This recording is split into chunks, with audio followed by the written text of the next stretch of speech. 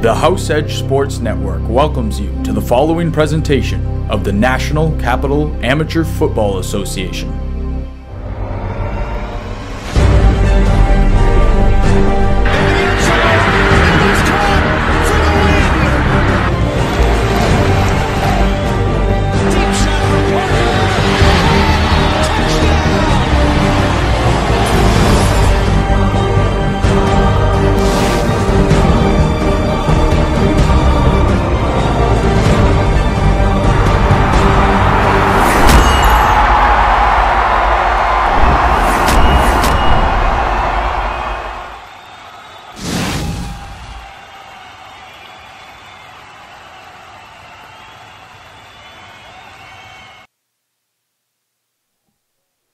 Hello, football fans, and welcome to the inaugural broadcast of HESN's Football Friday Nights. On a weekly basis, the HESN team will be bringing you some of the finest minor football in the National Capital area, culminating with the National Capital Amateur Football Association's highest level league championship in November of this year. Today, we're bringing you a great midget football matchup featuring the Kanata Knights and the Orleans Bengals from Millennium Field in Orleans. Hi everybody, Dan Mooney alongside Jeff Karate and our entire HESN crew for what is the opening game of the 2017 NCAFA midget football season. And Jeff, you are a coach in NCAFA, not specifically this level, but a winning coach, a championship winning coach throughout your career. And this year, congratulations on winning the junior varsity division of the Ontario Provincial Football League, their inaugural season. Congratulations. What was your year like? Thanks a lot, Dan. Yeah, that was a lot of fun. I mean, the OPFL's first season, building a new league, getting all the powerhouses through the province together to compete and make it an elite league, and it certainly worked. I mean, the level of football at JV, 15, 16-year-olds, was absolutely incredible. I mean, we didn't get a break. Every week somebody was good. Everybody was good. Right. This game that we're going to be seeing tonight, pitting two teams in the midget division. Now, the midget division is the oldest division in the National Capital Amateur Football Association. The ages have been shifted. Explain. Yeah, NCAFA it changed their ages, so now it's going to be 16, 17, 18 in midget, and that conforms with the rest of Canada. So we were just behind a little bit, and we just caught up with everybody else. So what that does is knock Bantam down to 15 and 14. So it eliminates 19-year-olds, because essentially what's happening is that those kids are going to university anyway and playing junior football. The Bengals are on the field. The Kanata Knights getting set. These two teams, perennial enemies, really a great rivalry between these two football clubs. Yeah, they've always been very, very good football clubs. They've been, two of the longest-standing clubs in NCAFA, and it's always been a fight between the Bengals and the Knights. I anticipate a really good football game. Just about set to get this one underway. The referee is Jaden Robertson. John Pidges is the umpire. The back umpire, Barclay Easton, the line judge, Ken Toll, and the head linesman, Justin Andrews. The Bengals are going to kick off, and awaiting this kick, number 11, Connor Ogilvie for the Kanata Knights, along with number 8, Taylor Paul. And here comes the kick from number 21, Vince Gravney. And it's a short kick. It's touched, and just the Knights fall on it, and they get great field position for their opening possession, Jeff Karate. Yeah, well, they went with a short kick there. I mean, Kanata was lined up 15 yards off the ball when normally it's 10, and they short kicked. And I guess their cover team didn't realize that you don't have to give yards on the kickoff. I mean, first game of the year. Let's get all the kinks out a little bit and just get going. So first down, 10 yards to go, 4-down football in the NCAFA midget division. At quarterback, it's number 20, Jared Valentino, sets up, looking deep. All right, first play of the game, Wardowski has it, and it's a pickup of 32 yards for Dave Wardowski, and boy, they didn't waste any time going deep. No, you know what, they got the ball on a short kick, they went deep, and here they go, they're going to go quick and go with a hurry-up offense to really catch them off guard a little bit here. Here's Valentino in the shotgun. The give to number 89. That's Phil Alexis. Alexis goes around the left end. And the fumble. Orleans has the football. So one big play for Kanata, followed by another big play by the Orleans Bengals. Geez, they got off to such a good start with the deep pass. They run that jet sweep real nice. They got a lot of yards on it, and then they couldn't hold on to the ball. So this is a great way to start for both sides. And the rivalry continues. Both ends of the nation's capital represented here at Millennium Field in Orleans. 12-minute quarters in midget football. 11 minutes, 24 seconds left to go here in the opening quarter. And the Kanata Knights have the football at their own 18-yard line. The quarterback, Brandon Dubroy. And the give to number 1, Harold Songmere, and he's wrapped up right at the line of scrimmage. Great open field tackle there by number 7, Reggie Raphael. Yeah, he took the ball there to go to the right side of the field. There was nothing doing. I can't tell from here if that was supposed to be a natural cutback, but there was nothing on the other side. Good job by the D-line. They penetrated. Second down, 10 yards to go. Dubroy in the shotgun. Number 83, Carl Louis, flanked wide left. And the give, no, the take by Dubroy. The fake in the backfield, and Dubroy cuts around the left side, wrapped up from behind, gets to the 31-yard line, a pickup of 13 yards, and a first down for the Orleans Bengals. Yeah, what a great play. That's that good old zone read. You give it to the running back, or you keep it, and he kept it because the end crashed and thought he was going to give it. That's a great run by the quarterback. That's a good read. And a great fake. He had us fake too. Yeah, he had everybody with their back turned to us.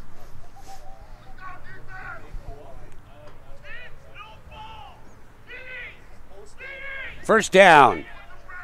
10 yards to go from the Bengals' own 31-yard line. Dubroy in the shotgun once again. High snap. Has to go up for it. He's in trouble. Loses the football. And Kanata has it. Reggie Raphael knocked it out of Dubroy's hand and recovered the fumble himself. Wow, all purpose. Yeah, there's another fumble. I mean, maybe what we're seeing, Dan, is just everybody's just got to get the jitters out of them a little bit, you know. I mean, but it's midget football. A lot of these guys have played a long time. Nobody's going to get down about it. They're just going to get out and just going to play football. So we've seen a couple of turnovers early. Now Kanata's got the ball essentially where they lost it the first time. First down, 10 yards to go. Valentino in at quarterback, sets up, flares that one out to the left-hand side for number 11, Connor Ogilvie, and Ogilvie still on his feet inside the 5-yard line, down to the 1. So Ogilvie picking up 19, a big first down, and Kanata looking to open the scoring here in this inaugural 2017 NCAFA midget football game. Yeah, it looks like they're going to line up quick again, Dan. They're going to get them. They're going to get them, so maybe they can't substitute and can't change their defense. And they've run 3 different plays thus far, so that's good calling by their coaches. In the backfield, the give to Caleb Remus. And Remus held up at the line of scrimmage. Great gang defense there by the Orleans Bengals. Yeah, they didn't fool him that time. They went for that jet sweep to the strong side of the field. They ended up giving it to the fullback to get up the middle of the field, but that D-line wouldn't have nothing to do with it. Number 41, Lou Patosha, making the stop for the Orleans Bengals. Second down, goal to go. The Knights looking to converge into the end zone. Goes Phil Alexis, and it's 6-0 Kanata with the extra point to come. Yeah, there was that good jet sweep. So they obviously see that they can run it, and they can get the edge, which is important when you run that play. If you get the edge, you can get upfield quickly, and that's what they did to score.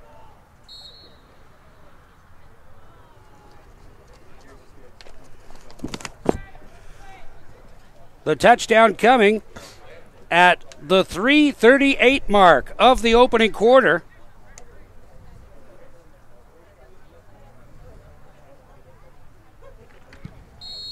And the extra point is through. 7-0 Kanata on you can't even call it a drive, Jeff. They had one big play from scrimmage for 32 yards. They fumbled it. Orleans took over, had a couple of good plays, made a first down, fumbled it. Kanata gets the ball back, and they score on 2 plays. Yeah, it took them just an extra possession, but I mean, you know what? That's a really good job by Kanata coming out and going no huddle, keeping the Bengals on their heels, and this is going to be a good fight. It's got the looks of a really good game so far.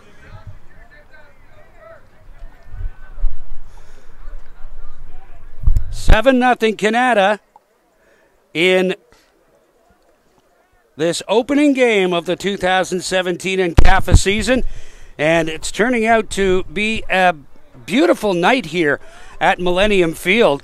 A little crisp, maybe, but it's always crisp, and it gets a little windy up here. So Phil Alexis' touchdown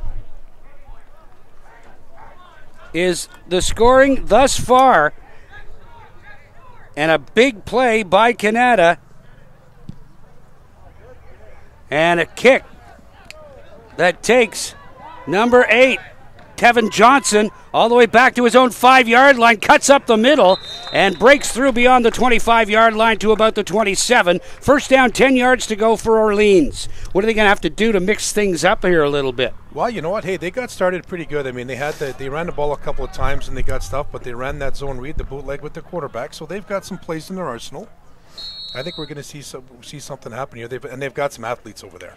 According to head coach Andrew Richardson, he says that it's kind of a mixed bag of offense in that they run and pass equally. So that will be interesting to see whether or not Brandon Dubois is afforded the protection to stay in the pocket and throw the football.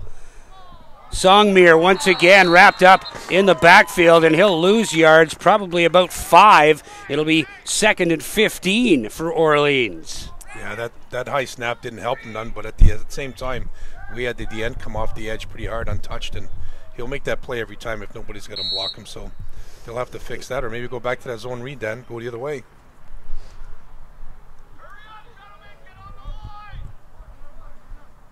There's Dubois in the backfield.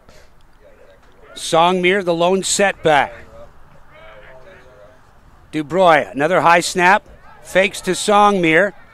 And the give around the far side, I believe that's number 80, Sebastian Denis,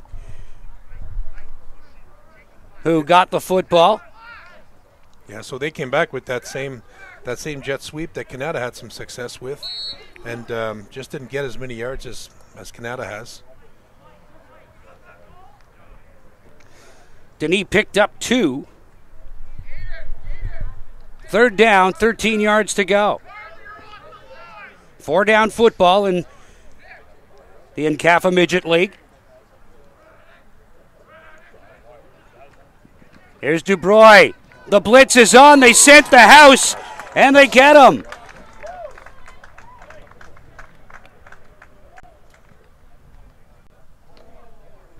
Big push by Kanata. And that's Carl Svensson with the tackle, number 9. I wasn't sure if maybe they weren't trying to set up a screen there, because that D-line came in awful quick and untouched. I think that was just a mix up there in the backfield with the quarterback, maybe the running backs then.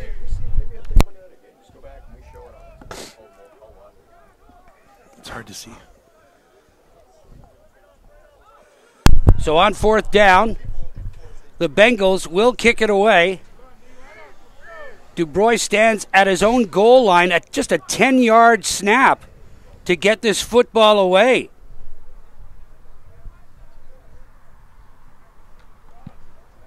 And an end-over-end kick taken at the Orleans 40-yard line by number 5, Caleb Remus. And Remus dives forward, loose football, and Orleans has it. The second fumble of the game so far for Kanata. And Orleans keeps their drive alive. Again, I mean, I wasn't sure because they were only lined up, like you said, 10 yards off the ball, if they were going to concede a safety maybe because they're down 7, didn't want to give them great field position. But I guess it worked out. Now they got the ball at the 26-yard line, first down. At their own 27-yard line, Brandon Dubroy and the Orleans offense get a new set of downs.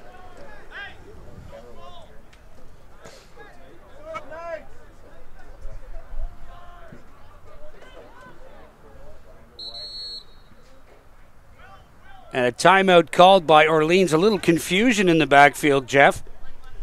I think they might be short a guy.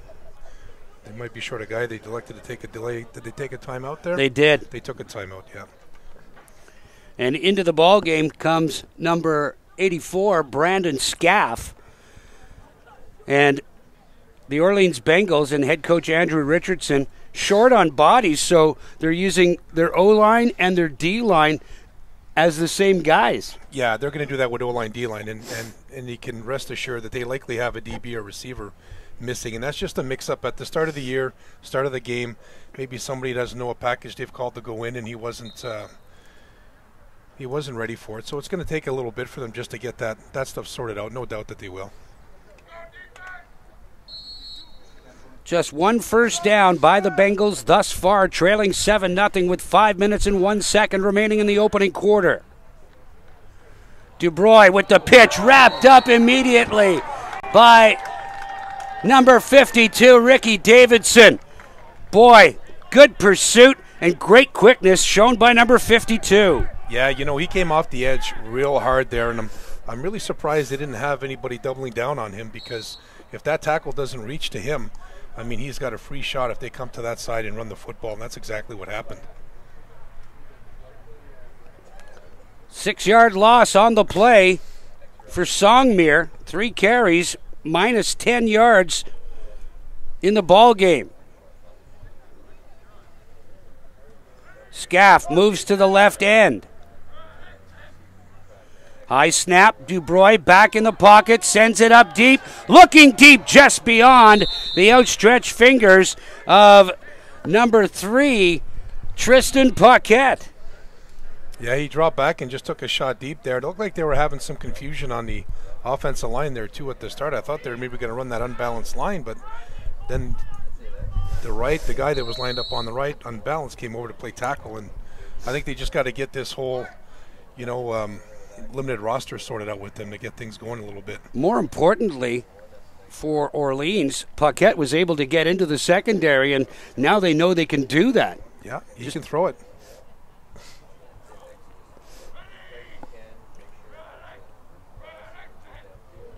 Dubroy, the pitch out for Songmere around the right side. He's got some room. Oh, and Ricky Davidson just runs him over. Ricky Davidson along with number 30, Dustin Young, there to bring Songmere down after a pickup of about 5. Yeah, he got what he could there. I mean, that defense is flying around, Dan. They're bringing guys. They're bringing guys off the edge, and they can't seem to figure out who's coming and who's going.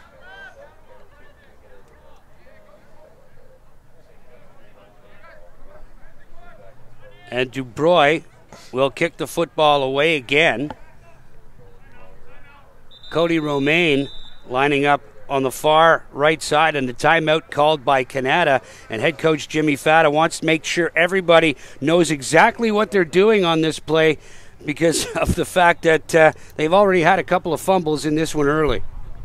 Yeah, they were having some confusion with their returners to see who was going to come and or who was getting on and off the field there. So I think we're just seeing a few things, and they got to get their system and their packages sorted out. Dan, they will, no doubt. First game of the year, and I said everybody just wants to get going.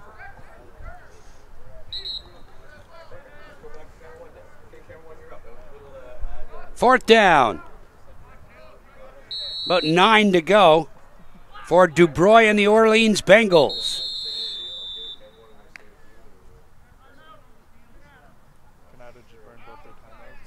Timeout, Kanata again, another timeout. Back-to-back timeouts for Kanata. Yeah, they had 13 guys then.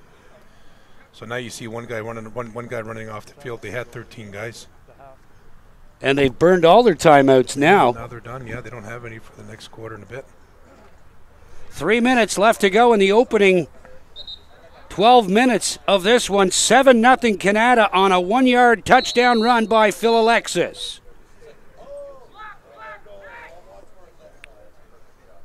Dubroy gets the kick away. Another end-over-end kick taken by Connor Ogilvie at his own 36. Ogilvie trying to get around the right side. Wrapped up nicely by Harold Songmere and by number 19, Alex Charbonneau.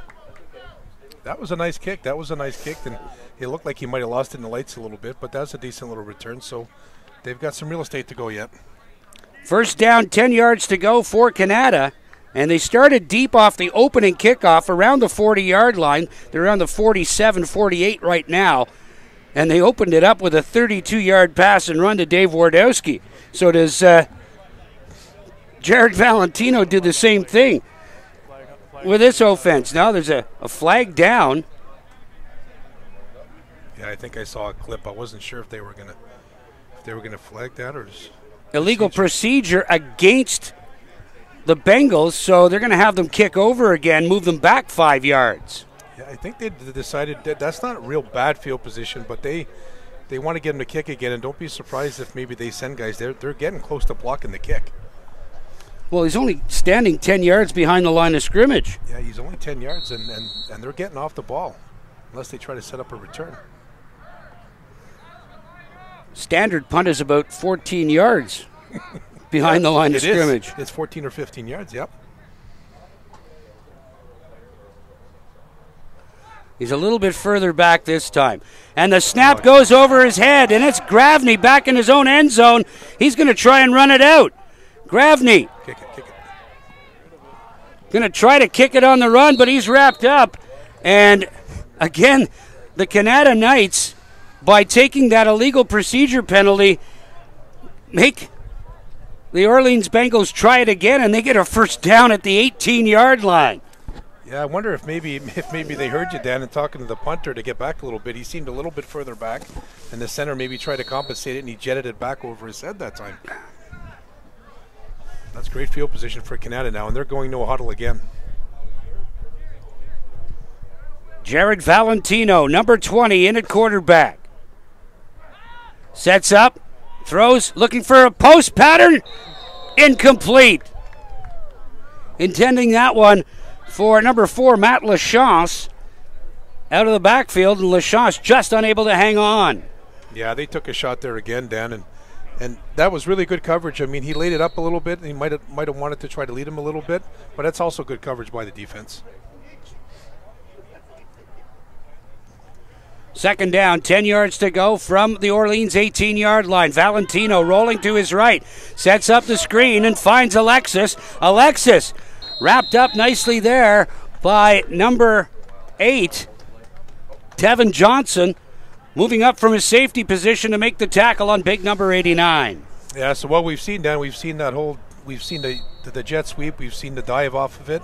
Now we just saw the play action where they hit the guy coming across to take the jet sweep, and they fake it to him, they throw it to him in the flat. Valentino looking into the end zone for Alexis, almost picked off in and out of the hands of Alex Charbonneau, providing great coverage, almost as if he knew exactly where Jared Valentino was going. Yeah, I think Jared, looked hard left like he was going to chuck and thought he'd catch the DB over here napping, but he didn't. And that's good coverage. He underthrew the ball a little bit too. So now on fourth down, number 11, Connor Ogilvie, will come in to hold for Dave Wardowski. It will be a 25-yard field goal attempt. And the kick is blocked. Picked up by the Bengals. And just unable to get around the corner, number 80, Nick Frenette. Had Frenette been just a half a step quicker, Jeff, he might have been gone. He might have been gone, yeah. That kick didn't have too much trajectory on it. It was getting blocked by somebody, might have hit somebody in the head. Let's go downfield. Here's Kyle. Kyle, what are you seeing? Little technical difficulty and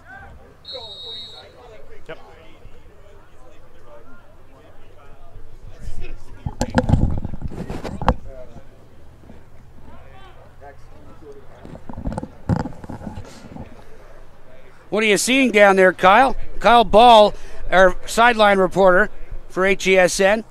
Hey, Dan. So far, the Kanata Knights defense has just been an iron curtain. They haven't been able to get past. Orleans hasn't been able to get past the Kanata defense. I'm standing right here at the 55-yard line, and all the action's been to my left. Just no penetration for them. Here's hoping that the Orleans offense can get something going. DuBrois' pass just over the head of the intended receiver. It goes incomplete. It'll be 2nd and 10 from the Orleans 14-yard line. 12 seconds left to go. This should be the final play of the opening quarter, barring a penalty.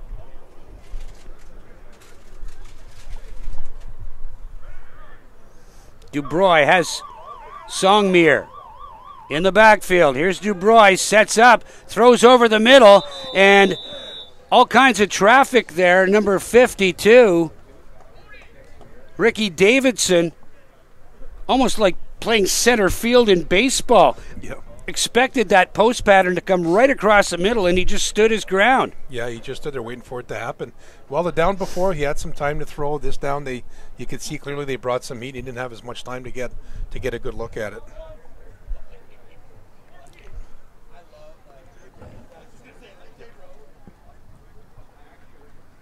Guys, do we know who's running the scoreboard? They got the wrong team names up there. At the end of the first quarter, 7-0. And how many people can we get watching this? And how you can help? Subscribe to the YouTube channel. Share the link on Facebook. Tweet the link out. Follow, subscribe, and like. And jump on the live chat and let us know what you think of our broadcast here on HESN. We're going to be doing a lot of this summer, or this autumn. It'll be Football Friday nights right here on HESN. Join us each and every week, won't you?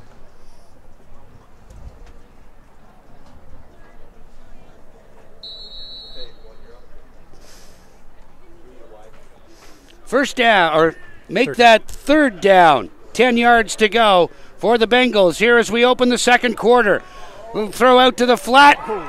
Catch is made by number 3, Tristan Paquette, but he was hit immediately by number 22 of the Kanata Knights, Anthony Duchant. And Paquette is very slow to get up. Well, I think he might have got winded there, Dan. He ran the out, and the quarterback just kind of put it up there a little bit too long for him, and gave the defense an opportunity to come down and make a play. I think he just might be winded. Hopefully he's going to be all right. He was holding his ribs. But head coach Andrew Richardson of the Bengals can ill afford to lose any bodies. No, they're slim to start with. They don't have a lot of backups if they have any. So they'll be throwing guys in and mixing and matching all over the field tonight.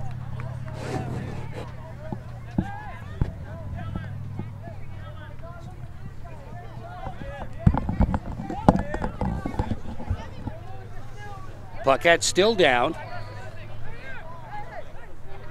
And training staff want to make sure that he's not concussed. And he's up on his own feet and goes off on his own power, which is always a good sign. And he gets a good round of applause here at Millennium Field and a good crowd on hand. It's more than just moms and dads here at Millennium Park. Yeah, you'll find with this age too, Dan, especially with Friday night football being such a big thing, is that you're going to get a lot of the buddies that come out here and everybody that plays football come out. Millennium's a pretty popular spot to hang out and watch football games. Yeah, you know this field very well, don't you, Jeff? Yeah, I've been here a bit. Been here a little bit. Great facility. 4th down, 5 yards to go. And DuBrois standing back just 10 yards once again. Good snap. DuBrois gets the kick away and it's taken by Caleb Remus.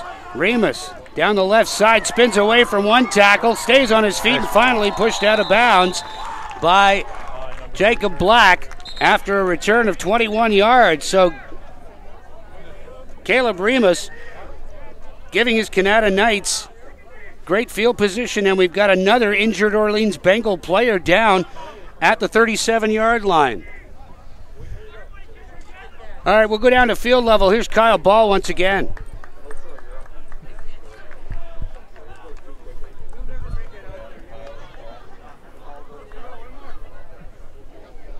Hey guys, Orleans, yeah, like Dan's been saying, they can't afford to lose any bodies. That's already 2 players that they've had injured this quarter, and hopefully there's no more.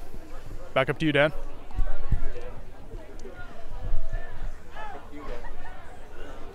Kanata will scrimmage first down, 10 yards to go at the Orleans 51-yard line. We might have missed a flag there, Dan. I didn't see any orange nylon on the field whatsoever. So obviously an illegal block. That's an illegal block, I think. The play comes back, and Kanata, now the only penalized team here, 2 penalties so far in this first half for 15 yards, but it hasn't hurt them. They scored on their second possession of the ball game. And here's Valentino, throws, completes that to Ogilvie, cuts back inside and gets to the 40-yard line. A pickup of 11 for Connor Ogilvie, and another Kanata first down. Yeah, great throw by the quarterback. Nice easy route, nice little hook by the receiver. Get to 12 yards, come back a little bit, nice 11-yard gain. That's a real good confidence booster, too, for a quarterback. Just hit him real quick, get the ball and get rid of it. Kanata throws all the time. Connor Ogilvie now 2 catches for 30 yards. And Valentino once again out of the shotgun, rolling to his right, sets up, looks for the bundle. And some bumping downfield, but the ball well overthrown. Adam Telfer was the intended receiver, but there was no way that Telfer was going to get to that ball. Valentino just hung that one up. No wind to speak of here, Jeff, so that is not a problem for the quarterbacks tonight. No, it's pretty rare that it doesn't get windy out here, and here they are going no huddle again, and he took a shot there. They're not playing with a safety, so look at them to try to attack down the field a little bit more, too.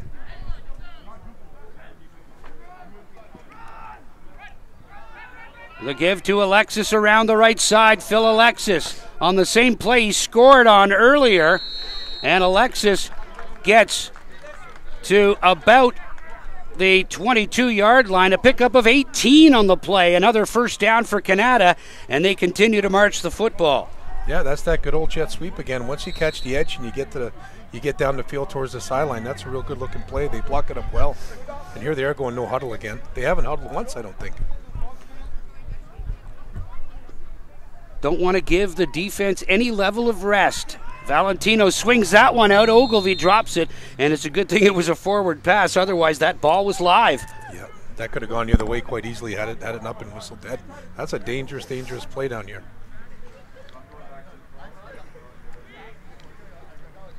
Yeah, they're not going to huddle again. Second down, 10 yards to go.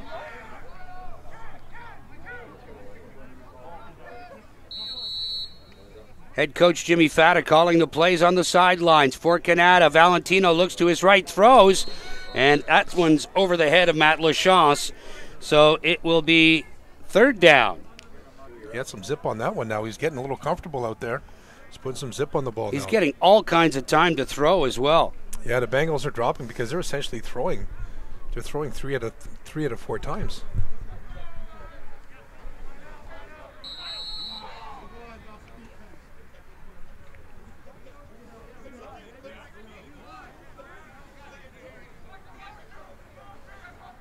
Valentino, little play action.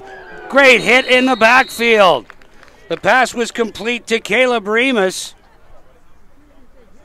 And I believe that was number 8, Tevin Johnson, stepping up from his safety position to make the tackle in the backfield and bring Remus down after a loss of about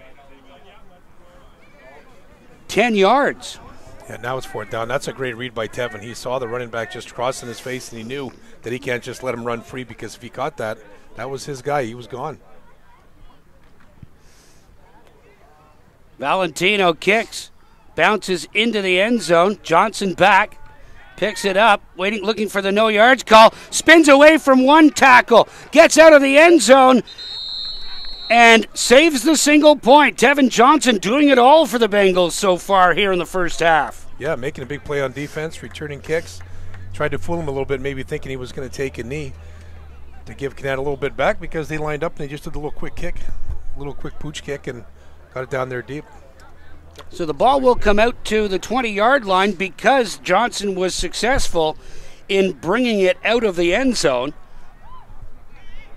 That's the motivator to encourage guys to return it, right? So they get it out of the end zone and they get the ball at least on the 20 instead of the 4 or 5 yard line. So it motivates guys to try to get the ball downfield. I like the rule. It's a really good rule. Yeah, you want to get out of the shadow of your post if you can do it at all. And we want to see punt returns. We want to see those guys go. They're real good athletes. First down, 10 yards to go. Orleans trailing by a converted touchdown. 7:48 left to go in the opening half. Dubois has that knocked down at the line of scrimmage. I'm not sure. I believe number 21 or number 22, Anthony Duchant, got a hand on it at the line of scrimmage, and it was batted down. It'll be second down, 10 yards to go. It seemed like a quarterback was there just waiting for him to make the break before he got really, really pressured, because Kanata is just going to keep bringing pressure because they can get there and they don't have to send everyone.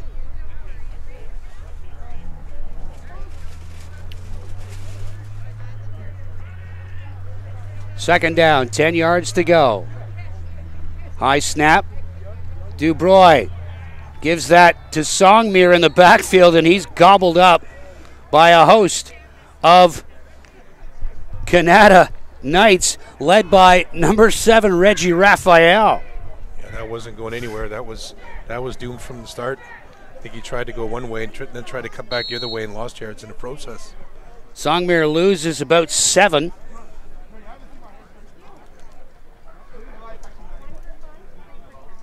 Not having much success tonight, not really getting a lot of support from his offensive line, but they have to be tired, Jeff. They're playing on both sides of the ball. It's really going to start to wear on them, and they may not really know who they got to block sometimes because they don't play there all the time. Here's Dubois, play action, throws that one across the middle, in behind the intended receiver, Cody Romaine. He had to reach back, and he did a good job to get his hands on the ball, just couldn't bring it in. You know, there's nothing worse than being on a football field and not knowing what to do and being tired, and you get lazy and you get hurt. Yeah. You know, it's a really tough thing to do, but they're limited in their numbers, and let's just hope everybody stays healthy. And it's not 35 degrees out, so it's not super hot, which is a good thing. Still important to stay hydrated, though. Got to stay hydrated. And you can see them communicating with each other to make sure that they're lined up on the right side of the ball and everybody's got somebody accounted for.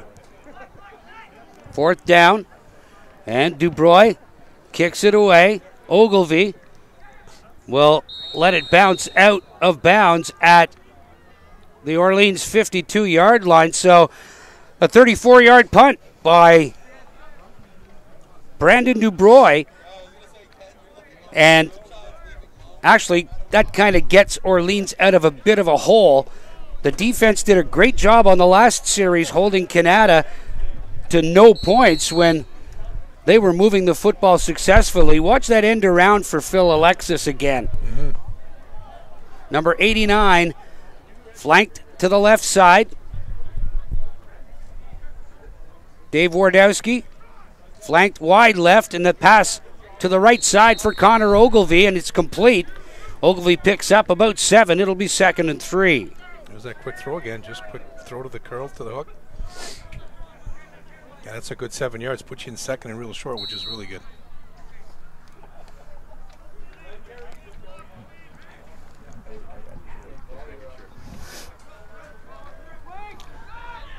Swing out for Ogilvie once again, and that goes incomplete. It'll be 3rd and 3. 5 minutes and 22 seconds left to go here in the second quarter. They tried to hit that bubble screen again. They're just missing it by a little bit. They likely won't give up on it. Now it's 3rd and short. Jared Valentino in the shotgun, sets up, throws, completes that pass on the far side to number 4, Matt Lachance.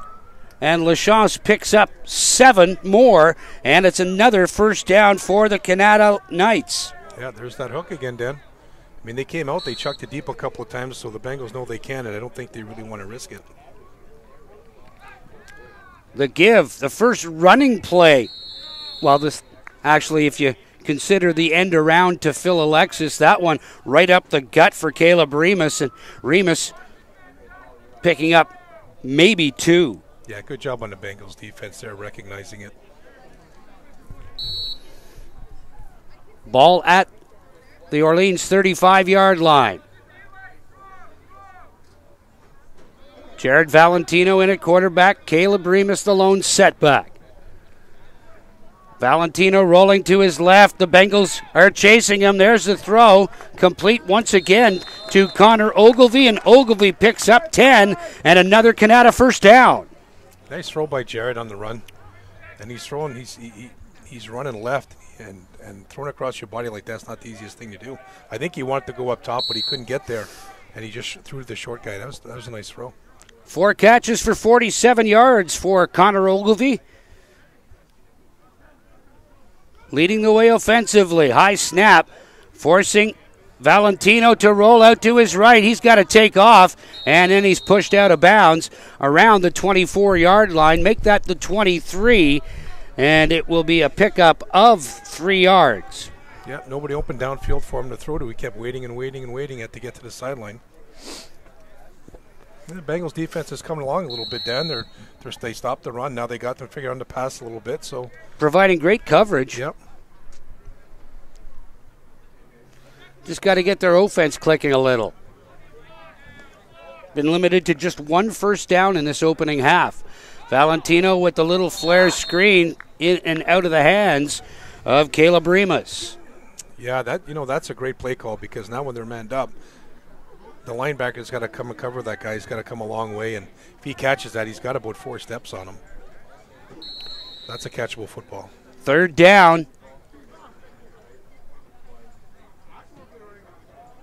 Alexis with the end around once again. Alexis taken down in the backfield. Great play by Harold Songmere, doing double duty for the Orleans Bengals. He's their running back, and he just stopped Phil Alexis. It's almost as if they saw that one coming. Yeah, I think Harold's had enough of seeing him run up and down the field, right? And he wants to stretch it out to the sideline, and sometimes you got to take what you can get and get north with it. And he tried to stretch it out, and he had a bit of an alley, but Harold's a pretty fast football player. He'd have caught him anyway. Great play. They lose 4 yards on the play, and now down inside 3 minutes remaining in this opening half. Valentino's kick squibs into the end zone, and it's picked up in the end zone by number 86. Maybe it's Phil Alexis, but was he onside? I don't think he was onside. No, it's number 85, Dave Wardowski. He might have been onside. He was the onside man, and it's a touchdown. So the Knights catch the Bengals sleeping, and they get another touchdown. 2 minutes and 40 seconds left to go on a recovered punt.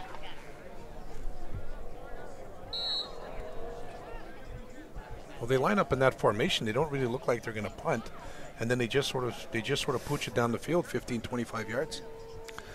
Wardowski in for the extra point, so Wardowski scores the touchdown, and he kicks it through. And he kicked it over the fence. Somebody's got to go and retrieve that football. So Dave Wardowski falls on a football, an empty football in the end zone, as the onside man on a 4th down punt, and it's now 14-0 Kanata. The Bengals were coming alive too there, Dan. They stopped them. They got to get their offense going. They got to get put some drives together and maybe get a couple of first downs to just keep Kanata off the field. It's only 14-0. We've seen teams overcome much more deficits than 14 points.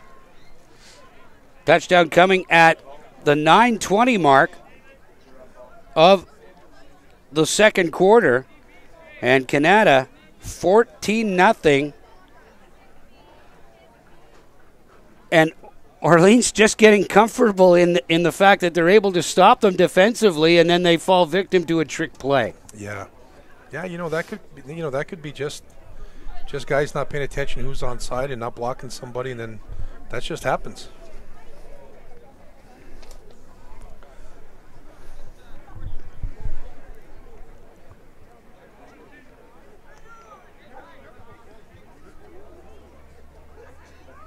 As we await the kickoff from Wardowski, he's waiting for a football. I guess they didn't go get it. And I guess Kanata's responsible for the retrieval, but there's not a lot of light over there. I don't know if they're going to be able to see it. And the grass is pretty long. It's a pretty high fence over there, too. Yeah, Wardowski pounded that one like it would have been good from about 45 yards out. Yeah. And now he's over at the Orleans bench. Hey, you guys got a football? Surely somebody's got a ball over there. Dan, these guys are lined up always 15 yards off of the ball, too, from where it's being kicked. That's why that short kick worked at the start of the game for them also. Maybe they might try it again.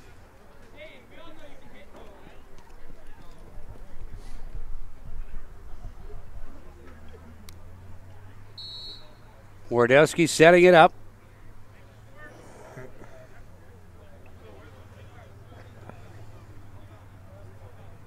Kicking off from the 45-yard line.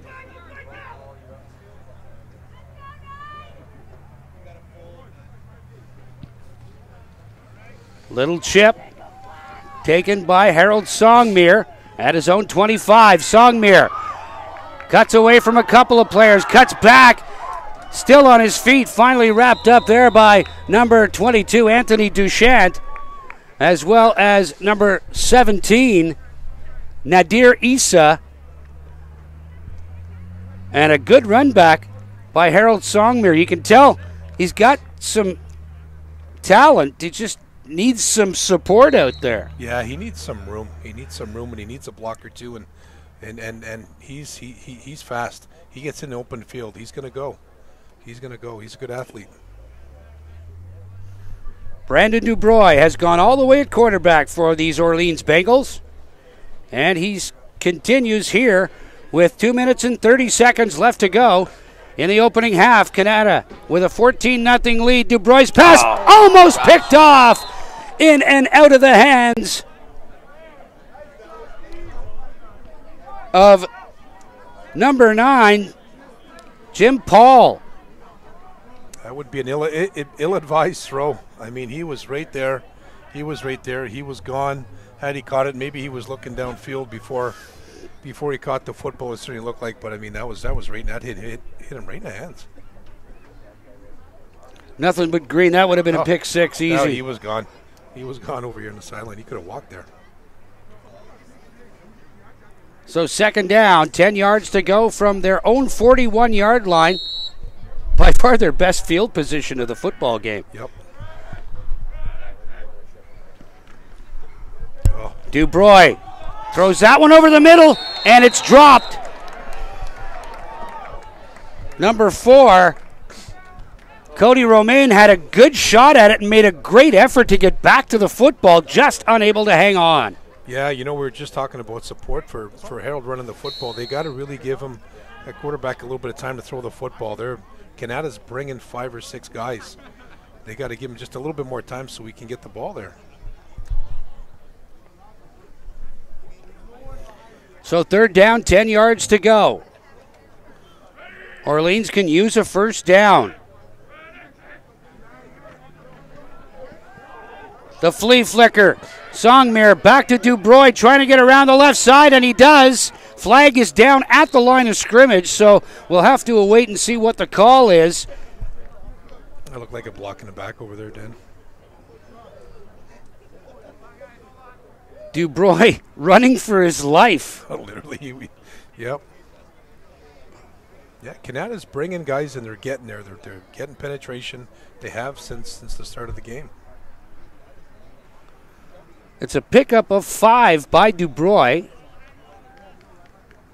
It's against Orleans. Illegal block.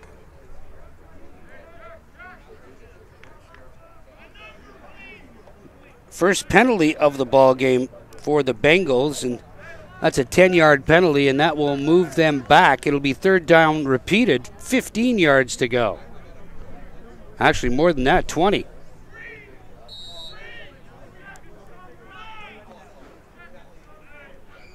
They marched off 15 yards there. Mm-hmm.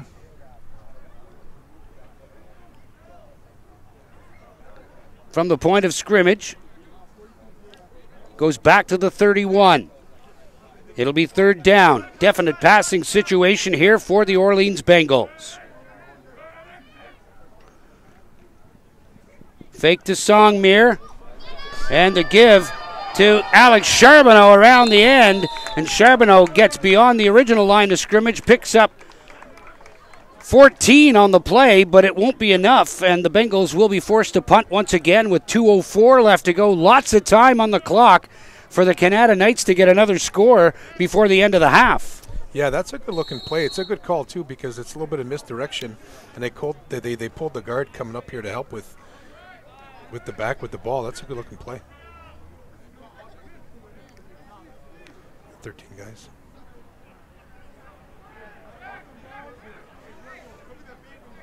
A little confusion with the Bengals. They're having 13 players again. They got them off on time. It's good. Direct snap doesn't work. There's a throw out to the outside. It's Tevin Johnson. Tevin Johnson's got some speed. Can he get to the outside? Finally brought down by Connor Ogilvie after a big gain. 44 yards for Tevin Johnson on a direct snap, a bobbled direct snap, and that's certainly making something out of nothing, Jeff. Yeah, and I'm pretty sure that Tevin's not the primary. Receiver on it. When you can see him get around, now he's got to find something to do, and he throws it to Tevin. Now watch Tevin just get upfield and go. Here he goes. Great vision, get upfield, cut back inside where there's no help. Right to the sideline. Good job. That's a good-looking play. Finally pushed out by Ogilvie. You got to be good to be lucky, and lucky to be good.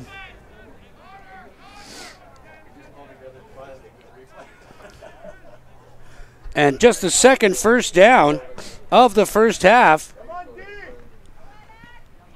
Around the end, it's Charbonneau once again. Charbonneau around the left side, inside the 20-yard line to around the 17. There's the good old jet sweep. I mean, if they can get that edge block, that play's going to go for some more yards. They try to string it out to get to the sideline. They get the edge, they can get upfield a lot easier.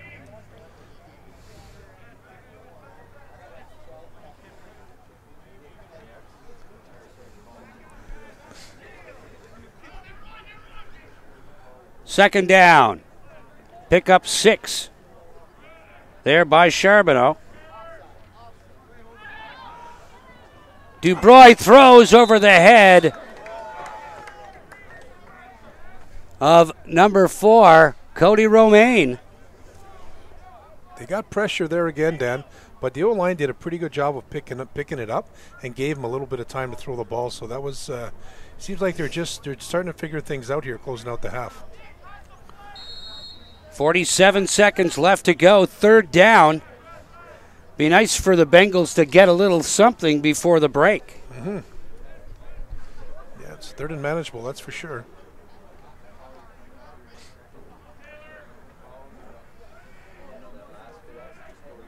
Here's Dubroy. Good snap. Pitch out to Songmere once again. Reverses his field. Songmere on his feet into the end zone for the touchdown, but a late flag flies. 17 yards on the touchdown gallop by Harold Songmere, but it may be coming back. That was all Harold. That was all Harold, because I saw that coming off the edge. As soon as he gets the ball, you can see that the Kanata defensive lineman coming upfield, and he can't get out there, and that's all Harold, just breaking a tackle, cutting back, juking and juking. That's all him. What a great play. Nice run, Harold. Holding is the call against the Bengals, so all of that great work by Songmere is for naught. Well, that was the score that we were talking about, that they needed to go into the half, Dan. Only to have it taken away, so the ball comes back.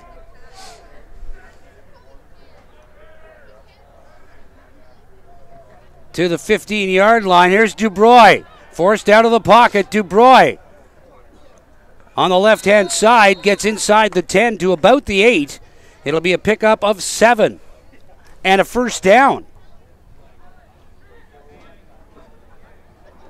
Yeah, that was, that's a good play call. I mean, everybody thought they were going to give it to Harold again, and they fake it to him. The quarterback keeps it.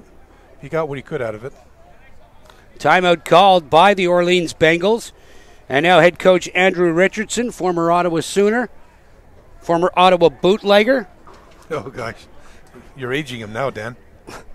Hey, listen, I knew the name. I'm aging myself, too. Yeah, that's true, too. So you've been coaching now. You were on the last Ottawa Sooners national championship team in 1992, Jeff. You went on to a 4-year career in the CFL with the Ottawa Rough Riders. Did you go directly into coaching from that point? Yes. Or did you wait until your boy Justice was born? No, I went right into coaching, and I coached NCAFA a little bit. Then I coached at Carleton University for a couple of years, and then at Ottawa U for a couple of years. And then I took just a couple of years off and then started back again when Justice started to play.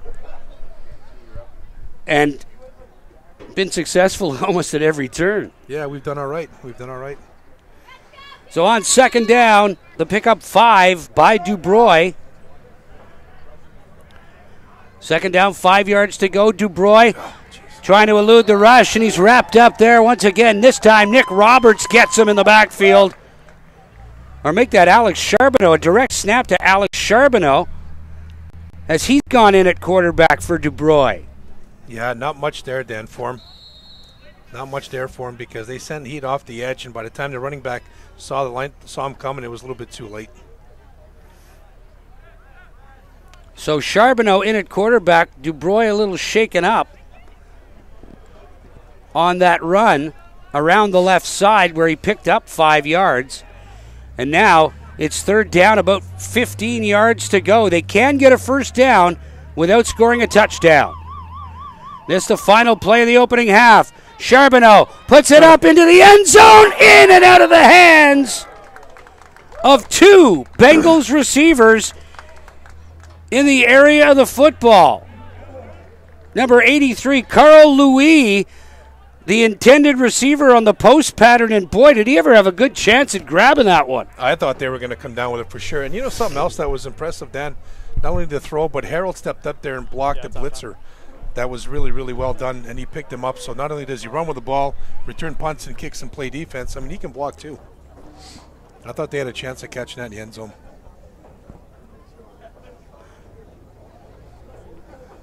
So the score at the end of the first half, 14-0 for the Kanata Knights. And parts of this broadcast brought to you by Orleans Myers Chev Buick GMC, and we'd like to thank them for their support of HESN.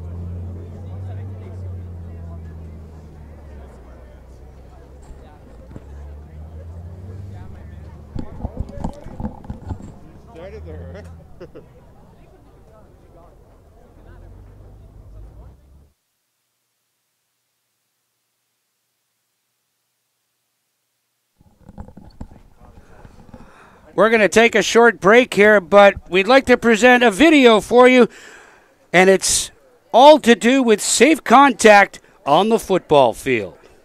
What we've always done in the game of football, and that's make it safer for our kids. As usual, having our counselor and sports commissioner, Joey MIDGET, coming out. It's a great pleasure, as usual, as he supports us to continue to grow the sport and the community. Okay, guys, I don't know if you know, but I'm Jody MIDGET, so I'm the first sports commissioner for the City of Ottawa, and I'm also the City Councillor for Innes Ward. And I'm a proud partner here with you guys at the Bengals to help make sports more safer for our kids here in the community, okay? So today, you guys are making a difference to our football organization in the sense of ensuring that all you guys get certified and teaching our kids how to play this game more safe, taking the head out of it and all that good stuff. So thank you for coming out. I hope you guys really get a lot out of it, and as usual, thank you again as we continue to help football grow in this community.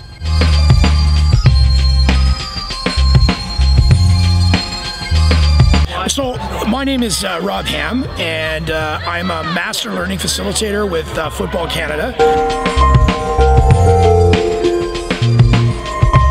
Football has changed a lot over those years, and one of the biggest things that we as coaches need to understand is we either adapt or the game will pass us by. And one of the things that all of us need to adapt to is keeping our kids safe when they're playing football. And one of the ways we need to do that is to teach them how to make collision safely and effectively and still have the spirit of the game alive. We don't want them leading with their head. We want to keep the head totally out of football. The helmet is not a weapon. It is a safety feature, just like your shoulder pads, just like a motorcycle helmet, just like a ski helmet. It's not a weapon. So we're really working on getting their heads up and learning how to be an athlete while they're tackling, just like we want them to be an athlete when they're playing quarterback or running back or D-line. As a longtime CFL football coach, I'm excited about the Safe Contact program. I have 2 kids participating, learning how to block and tackle, and what's really encouraging is we're taking a great game and making it safer for our children to play. J'étais inquiet au début, mais maintenant d'avoir mon enfant qui joue au football avec des coachs qui sont certifiés, comme moi j'ai été certifié, donc je suis beaucoup plus confortable d'avoir mon fils qui joue sur le terrain.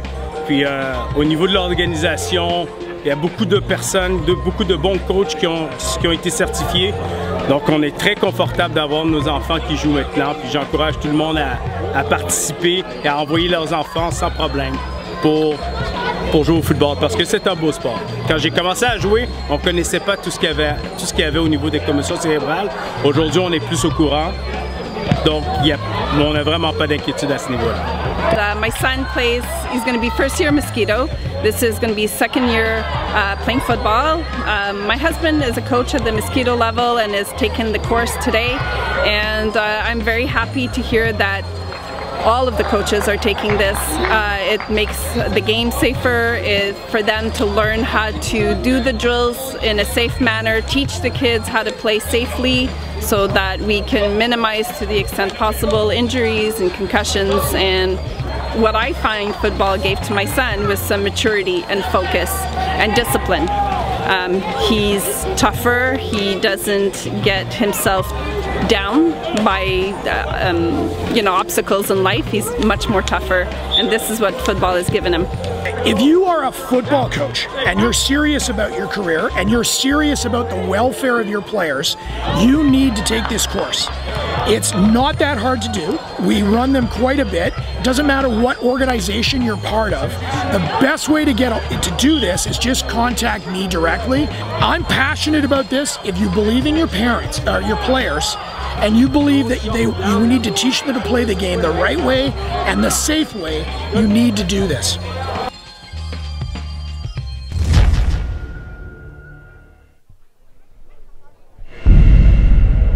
14-0 at the half here at Millennium Park in Orleans. The Kanata Knights leading the Orleans Bengals. Let's go down to field level. Here's Kyle Ball with Connor Ogilvie. Hey Dan, thank you. I'm here with Connor Ogilvie, 4 catches, 47 yards in the first half for the Kanata Knights. Connor, how's the game gone so far? It's going great. Our defense is shutting them out. I love what they're doing. So far they have, I'm pretty sure, 9 sacks. I'm loving it. Our O-line's doing great, better than I expected, and our quarterback solid as ever. Yep. Now, this is your first year playing with the Kanata Knights, or? No, this is actually my 9th. I've been playing since first year take. Very nice. And now, in a game like this, what do you look forward to in the second half? Second half, I hope our defense continues what they're doing. I hope we just keep on moving the ball. Our O-line keeps on doing what we're doing, and just keep consistent, you know. Yep. Now the defense has stymied you guys. I know you're up 14-0, but there's been many opportunities for you guys. What changes are you looking to do for the second half?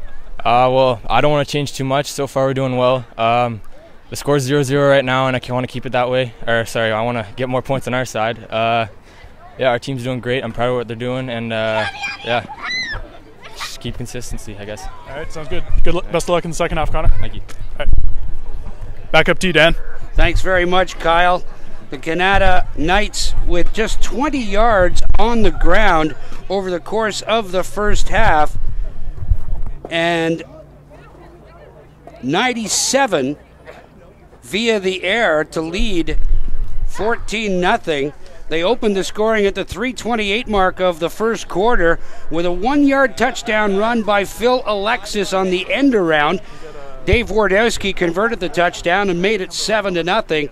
And then in the second quarter, an onside punt was recovered by Wardowski. He lined up behind the punter and was the onside man to score the second Kanata touchdown at 9:20 of the second quarter. He converted the touchdown, so Wardowski with 8 points out of the 14 for the Kanata Knights so far. Not too much offense by the Orleans Bengals. They had an opportunity to score. They did, a 17-yard touchdown run by Harold Songmere, but it was called back because of a holding penalty, and the Bengals ended up coming up empty-handed on the final play. They threw a post pattern to Carl Louis, and Louis just unable to bring it down. So they go into the break unrewarded completely.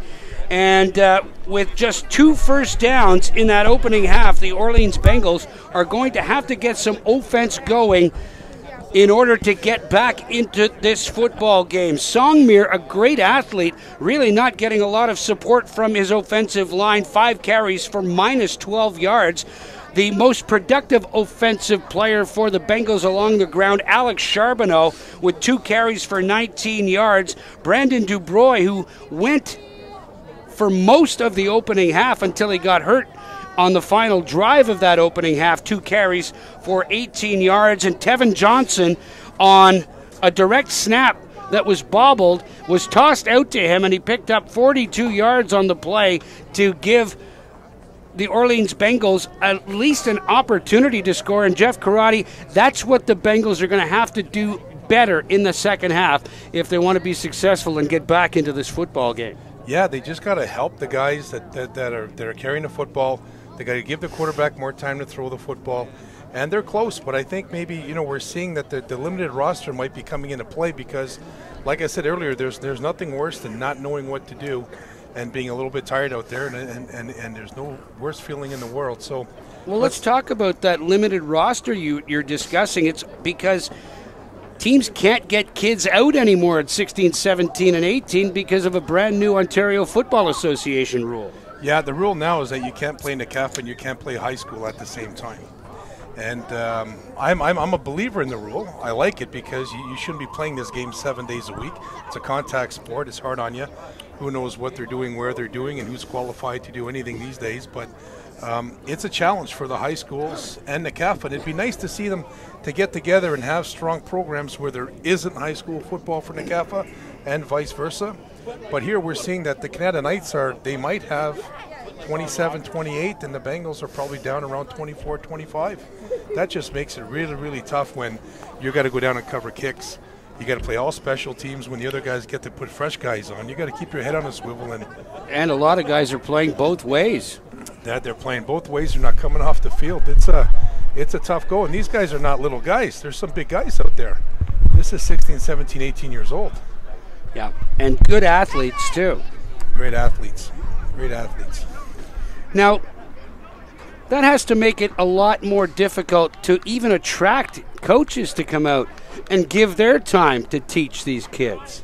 You know, it's one of those things that at both ends with coaches and players, you want out of it what you put into it. And if you're going to go to practice 3 times a week as a coach, you're going to prepare, you're going to watch film, and you're going to do all sorts of stuff to get ready to play, and only 14 guys come to practice, that doesn't motivate a coach a whole lot. And the same with players. If players don't have coaches there, it's a vicious circle. That being said, what does head coach Andrew Richardson have to do to get his team back into this football game? You know what? They haven't played bad. They just missed a couple of opportunities, and they've just got to get focused and regroup, and they've just got to sort of keep it simple, because I think with the limited roster that they have and guys going both ways, they're going to have to just make things simple and just get down the field and try to have some success. Harold Songmere, the fireman, Tevin Johnson, the near guy, awaiting this kick from Wardowski, and it's another short kick, and it's quickly grabbed by the Bengals at their own 50-yard line. I'm not sure who got up to grab that football, but a really heads-up play by number 52, Vince Lafreniere, an offensive lineman that got up to get that football and bring it down. Wow, I'd love to see that. I'd love to see that again. He's lucky. The Bengals are lucky he came down with it, because it looked like the guy on that end was going to get it and go. What a great kick. That's a great kick. Heads-up play by the Bengals, too. Went exactly 50 yards, and Brandon Dubroy back in at quarterback for the Orleans Bengals to start the second half.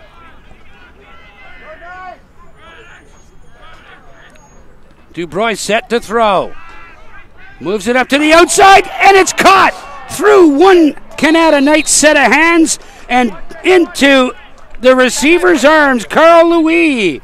And it's a pickup of 12 yards, the first down for Orleans. Well, you know, Dan, you asked what Coach Andrew Richardson has to do. He needs to get lucky. He needs a couple breaks like that. Yeah. I mean, you need stuff to go your way sometimes just to get going, and maybe that's what they need. So good looking heads up play. I mean, that was right in the DB's hands. He dropped it and gave it right to the Bengal receiver. So Louis comes wide left this time.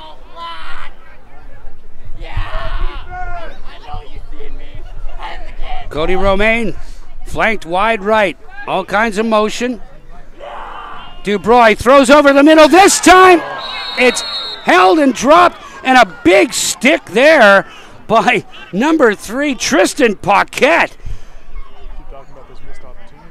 Number 84, Ben Power, had the ball picked off, and then Paquette lowered the boom. You know, we talk about limited rosters, guys playing both ways, and maybe he's a DB and most of the weekend coming over playing some receiver, because obviously he was going to have nothing to do with them picking the ball off. That was a great hit. Safety. Yeah. Power has to go off for 3 plays. And now the Kanata defense, number 2, Aiden Sauve, comes in his stead to fill the spot until Power can get back into the football game. Third down, or make that second down. 10 yards to go. All kinds of movement. Dubroy throws, and that one over the head of Alex Paquette, or make that Alex Charbonneau, excuse me, and it'll be 3rd and 10. He didn't have much time there, and there was really nothing there for him to throw at then. That Kanata defense is really bringing it. And you don't want to throw at Anthony Duchant. He's able to cover a lot of ground as well in the middle. You don't want to get the ball anywhere near Ricky Davidson. No. Number 52, the middle linebacker for these Kanata Knights. 3rd down, 10 yards to go. Dubroy offside again. That's the 3rd time. The ball's up in the air, and it goes off the face mask of the intended receiver, Carl Louis, but it will come all the way back. Offside will be the call, and if Jimmy Fatt is smart, he's going to decline this penalty and force Orleans to kick the football away and go on offense again. Yeah, that's likely what's going to happen. I mean, they got to be careful with. He was a good 3 yards offside. Sometimes they'll give you the benefit of the doubt with a step, depending on where you are, mid-step. But he was clearly 3 yards offside. Are they going to accept the penalty? No, they're going to decline it. It will be 4th down. And Connor Ogilvie, Kyle Ball's guest at the half, stands back at his own 12-yard line along with Caleb Remus to return this Brandon Dubroy punt.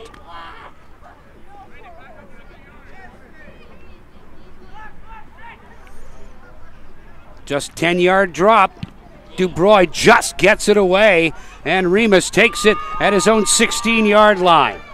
Caleb Remus up the sidelines to around the 26, a return of 10 yards, and Kanata will get the football back and a flag down. Holding the call, an illegal block against Kanata. So they'll tack on that 10 yards and move the Knights all the way back to the 15-yard line or the 14. They're spotted at the 14. First down, 10 yards to go for the Knights. This is a good time to get a good stop. Pin them deep, get a good stop, and get the ball in good field position. And the Orleans defense has been playing well. Valentino's throw incomplete. Intending that one for number 4, Matt Lachance. He was a little bit quick there and rushed that, just threw it at his feet. Didn't get much of a chance to catch it.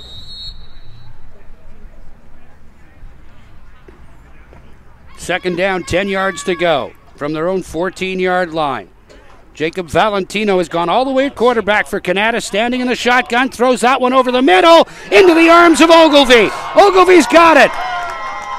Taken down at the 54-yard line, a gain of 39 yards for number 11. Yeah, you saw them set up in that zone defense where they had the safety over top, and they went 3 receivers, Kanata did, to this side of the field, and the safety wasn't in a position to take that away. Sometimes that would be an ill-advised throw, but he caught it ahead of him, and that's why he completed the pass. Actually, let's give him 40 on that. Around at the end, it's Phil Alexis once again. Alexis taken down on the Orleans side of midfield, inside the 50 at around the 49-yard line, and it's a gain of 7 for Phil Alexis. Yeah, that's a good old jet sweep again, Dan. It just gives them 5, 6, 7 yards every time they run it. 4 carries for 22 yards for Phil Alexis. He runs about 60. Yeah, to get 7. Out of the shotgun. Swing out once again to Ogilvie. Ogilvie steps inside and crosses the 45-yard line. A pickup of 5. And it's another Kanata first down. I guess 3 times the charm, Dan. That's that bubble screen again. They finally completed it and got some yards from it. 6 catches for 92 yards for Connor Ogilvie. The give to Caleb Remus. Spins away from one tackle across the 40 and wrapped up by Lou Patosha, number 41 for the Bengals, with some assistance there from number 2, Kyle Botello. That was a good tough run. He only got 3 or 4 yards on it. We'll give him 5. Second down, 5 yards to go, a long 5 yards to go for these Kanata Knights. High snap, Valentino in trouble. Can't get away from the rush. Tristan Paquette secures the quarterback. And now it's 3rd and 16 yards to go for the Kanata Knights, and a timeout called by Kanata. Head coach Jimmy Fata out on the field. He wants to have a talk with his offensive unit. That was a good job by Jared, just to take a dive to the ground, not try to force anything to happen. He knew he couldn't get outside of anybody. He didn't want to chuck it away and just make something bad happen. They don't want to let him back in the game. It's 14-0. So on 3rd down, if you don't convert, you pin him deep and you continue to play football. Pin him deep, get a punt, get the ball back, and Orleans had some success in that opening drive of the second half. So you got it right there. You're the best, Vince. Important for them to get some offense going as Dave Wardowski flanks wide to the right. Wardowski really successful on the opening play from scrimmage, picking up 32 yards. Here's Valentino setting up the screen nicely. Finds Caleb Remus, and Remus wrapped up there. Number 42, Sasha Turcotte there to make the open field tackle on Remus after a pickup of 7. Yeah, they set up the screen pass, had them running downfield. What a great tackle. That's a great open field tackle. Here's Kanata again. Not going to let them think about it. They're going to go right back to their no-huddle offense. And on 4th down, they're going for it. There's the kick once again by Valentino, and nobody left to return it. Wardowski, or make that Matt Lachance, the man onside, and a definite no yards call coming, and it will more than likely be the 15-yard variety. Yeah, it could be. It could be.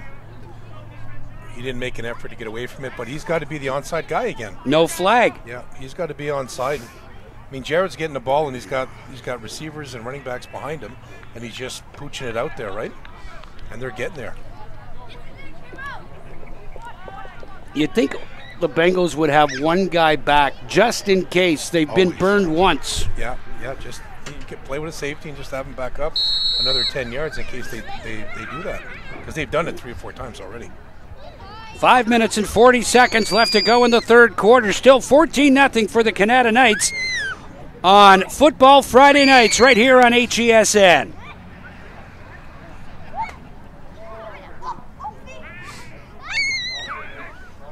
Dubroy takes the snap from center and the end around. Kanata read that beautifully. Anthony Duchant there making the first contact with number 2, is that Tristan Paquette over there? It is indeed number 3, Tristan Paquette, wrapped up immediately. Yeah, you see them running that jet sweep again, Dan. There was nothing doing that time. I mean, there comes a point where some of these linebackers are going to figure that out and take a chance and just come hard off the edge and just take you for a 3 or 4 yard loss. In that case, likely 5 or 6. And Paquette taken back for a 7 or 8 yard loss. Second down, 18 yards to go for the Bengals inside their own 5 yard line. And the pass in behind the intended receiver. And I believe that was number 80, Sebastien Denis. Yeah, he didn't get pressured a whole lot that time. That just wasn't a very good throw, and he's got to let his receiver run him to the football a little bit. They're running those go routes. Tough spot to be in for that offense right now. You know, maybe go back to your roots right now. Pro pass right or a pro pass left.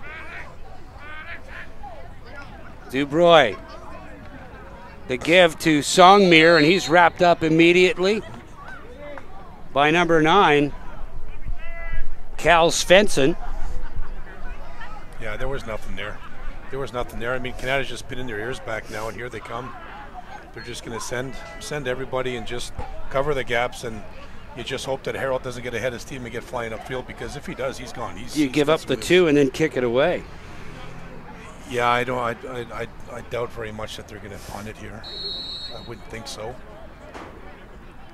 But they have stopped them the last couple of times, but then they'd be giving the ball likely on the 30-yard line or so. And if they give up the 2 points, they can send them a lot deeper and make them work their way down the field. You see guys are confused as to where to line up. They may not have enough guys on the field from the get-go, so they're like, they're going to kick it away, and it's not a good one by Dubroy. Goes out of bounds at around the 19-yard line, and there's a late flag from the back umpire, Barkley Easton. Yeah, I don't know why they would have blown it dead.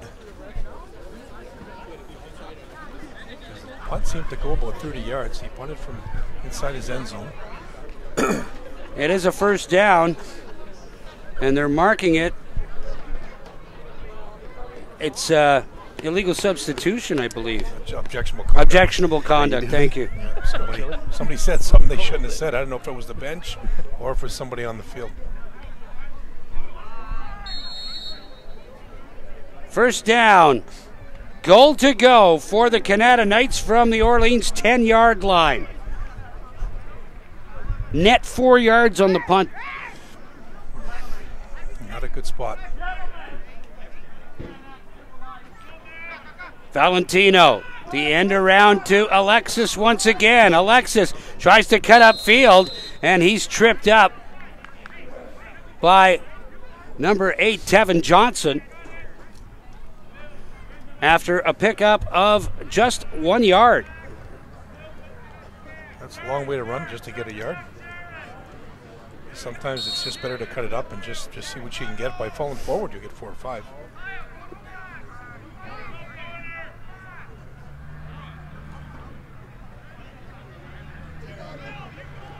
Valentino sets up, throws, touchdown, Wardowski.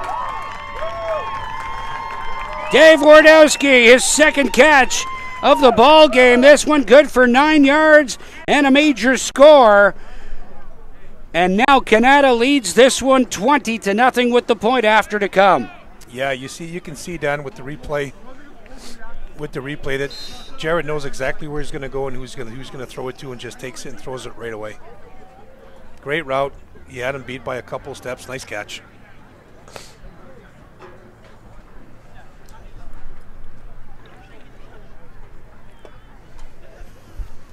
Connor Ogilvie to hold. Caleb Remus heads to the end of the offensive line. Wardowski has the ball down. The kick is up and through. 21-0. And it's 15 points for Wardowski in this one. 2 touchdowns and 3 converts. Yeah, he's having himself a night. I mean, that was a nice throw by Jared. I mean, he just got it, and he's got a quick release. And the Bengals were doing well. They held him the last couple of drives prior to that. But I mean, you start first down on your 10-yard line. That's asking a bit much. Curious as to why Andrew Richardson didn't take or get Dubois to take a knee, give up the 2, and at least hold them back. Give your defense an opportunity to hold them. Yeah, make them earn it, because you can't fault the defense like that. You're giving them 4 cracks from 10 yards when they've shown the ability to go no huddle and they can run some plays. Let's see if Kanata goes with that kick again, Dan, or if they just pin him deep.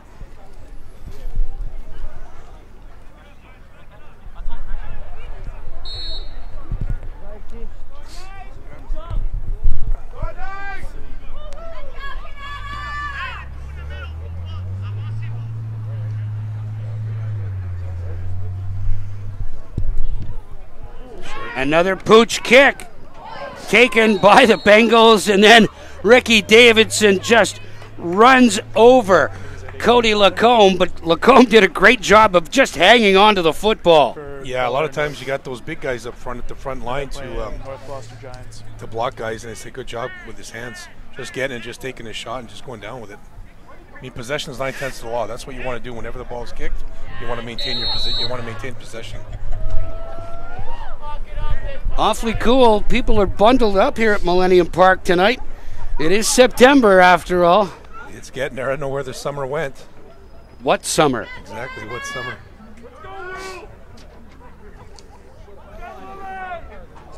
First down, 10 yards to go for Brandon Dubois and the Orleans Bengals. Dubois throws, flag down. Almost intercepted, but that's when your receiver, Jacob Black, turned into a defender to knock the ball away, but there's a flag down at the line of scrimmage, and it's offside. It's declined. Offside against Orleans, and it's declined.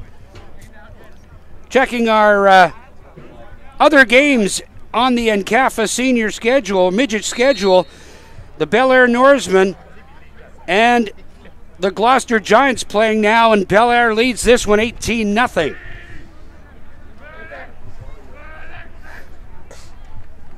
Play in the third quarter in that one. Here's Dubois throwing over the middle. This time, no mistake. Finally picked off by number 50, Connor Seguin.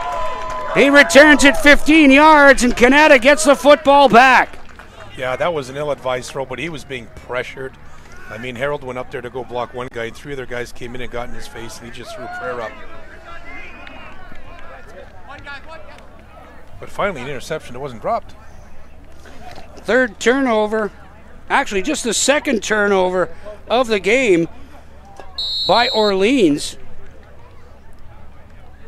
In the first 4 series, there were 3 fumbles. Yeah.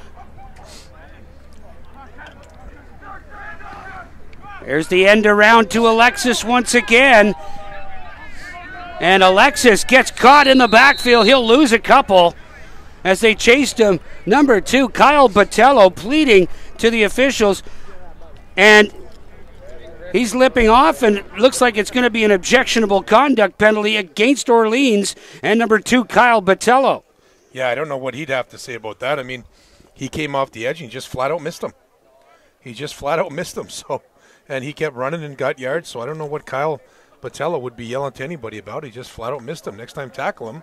You won't have anything to say. 15 yards. Actually, no, 10 yards for the objectionable conduct. Should it be an automatic first down? And they've only moved the ball up. It'll be second down, 2 yards to go for Kanata. Out of the shotgun, Valentino finds Remus. Caleb Remus cuts upfield. He's tripped up. Another flag flies as number 42, Sasha Turcotte, was able to catch Caleb Remus.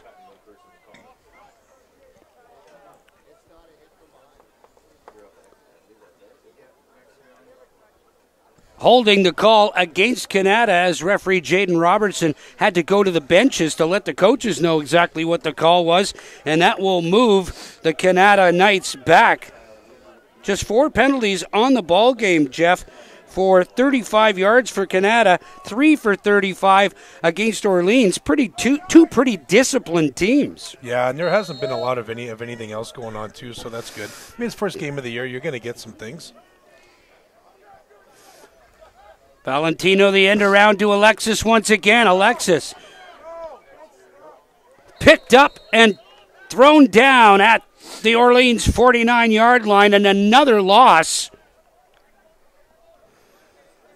So Alexis's numbers are coming down as a result of his last 2 carries. 7 carries now for 19 yards on the ball game. Yeah, you can see down in the replay here, they run that jet sweep, and Kyle Botello, number 2, runs past it again and doesn't make the play on it. There's Valentino putting it up, and it's caught! Matt Lachance picks it up. And Lachance picks up 27 on the play down to the 20-yard line. Yeah, Jared just threw it up to him. He made a great adjustment on the ball, had to come back the other side. What a great catch. And that's the end of the quarter. And the Kanata Knights continue to move the football. We're going to go down to field level once again. Here's Kyle Ball. Hey, Dan, thanks. Like I mentioned with my interview with Connor at halftime, missed opportunities for Kanata. Starting that third quarter, they dropped about 2 or 3 interceptions, but finally got a couple big breaks at the end there. Back up to you.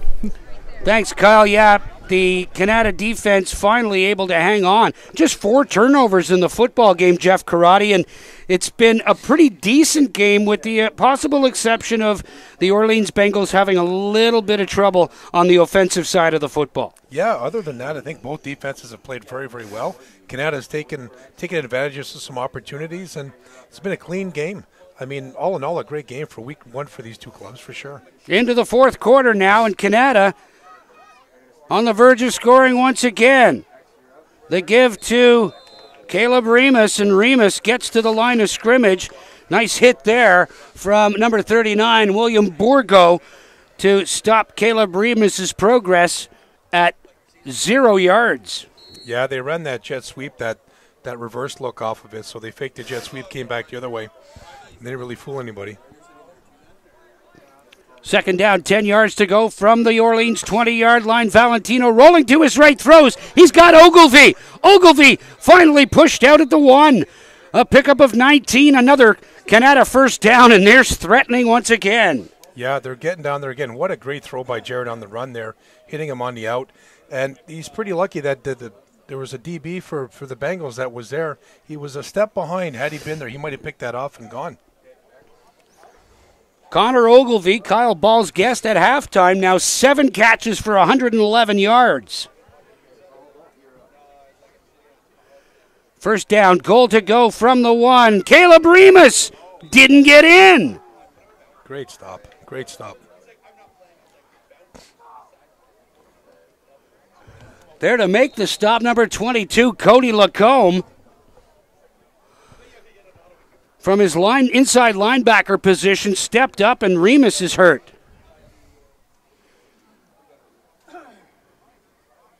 Yeah, it looked like he hit a wall there when he tried to get up the middle. I mean, they just wanted to run a dive and just score and get out of there.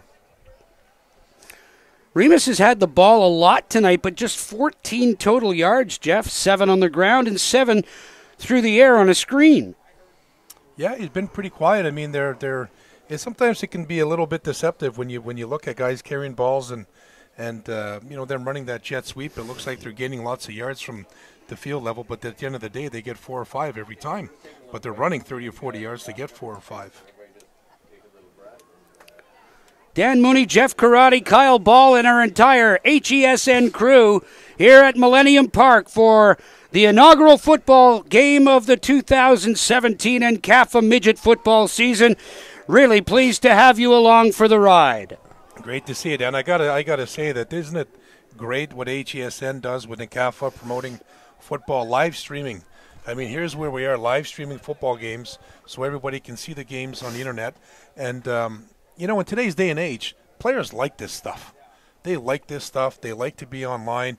They like people to talk about them. They like all the hype because they love to play football. And people that know them like the access to the games. Absolutely. I mean, this has got to be taken to a whole other level because people that can't get to the games, grandmas, grandpas, uncles, aunts, the dad's gone somewhere, somebody wants to watch the game. All they got to do is turn their computer on, and here they can watch their kids playing the game. There would be nothing worse than somebody scoring their first touchdown and the family not being able to see it. Yeah. Isn't it great? The brainchild of another great football guy, Jesse Card.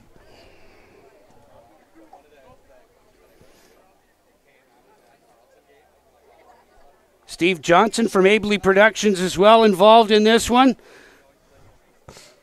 And we'll be with you the entire NCAFA football season right here on Friday night. HESN is your site for NCAFA midget football.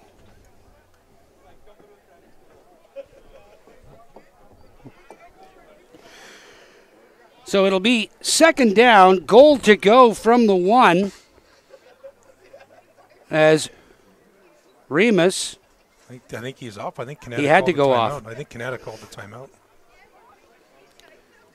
Orleans has got the water bottles in the huddle, and some of these kids don't get a chance to go to the sidelines to get any water. They're just staying on the field, so the referees might be giving everybody an opportunity to drink some water. They realize, too, that they're limited with their rosters, and the numbers obviously look over to the benches, and they don't have the numbers that typically you see on any given day.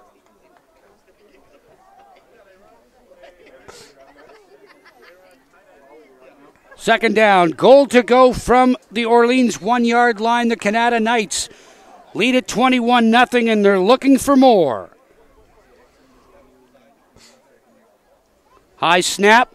Oh, the give to the big man, and he's stopped. Number 99, Austin Noyles, got the call, and this is the Kanata Knights refrigerator Barry. I think they just sort of drew that one up in the timeout and said, hey, you go here and you give them the football and you just go score.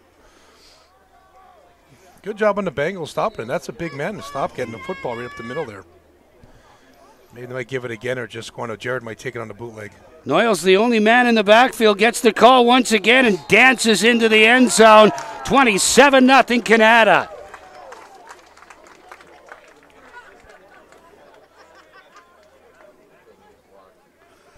the second 1-yard touchdown run by the Knights in this one, leading it now 27-0, and Wardowski coming out to kick the extra point. Yeah, now they put the big man that just scored a touchdown back on the offensive line for the convert, Dan. Back to your spot now. You've scored your touchdown. Well, interesting that instead of using Caleb Remus, they can go to the big guy Noyles for the touchdown. Wardowski's kick is up, and it's good. It doesn't go nearly as far this time because they're running out of footballs. He kicked one over the fence beyond the end zone here in the first quarter, and I think they're still looking for that football. Yeah, I didn't see anybody over there looking for it. It's pretty dark. Somebody will find it tomorrow during the day. That'll be a keepsake for somebody. Footballs are expensive. They are. Remember heading to the Ottawa Rough Riders games when we were kids, and they didn't put the nets up in those days. Yep. So all of us would come armed with an inflating pin, and we'd have that in our pockets, and we'd grab the ball, deflate it, stuff it up our shirts, and then take off. And we always had a J5V to play with growing up. Yeah, the J5V, eh? Gosh, I haven't heard that in a long time. Yeah. Yeah. And the smaller one was a J5J back in the day when Pee-wee football. Yeah, the Pee-wee football was a J5J. Yeah. Of course, those were Spaldings, and now the CFL's using the Wilson ball. The Wilson ball, yep.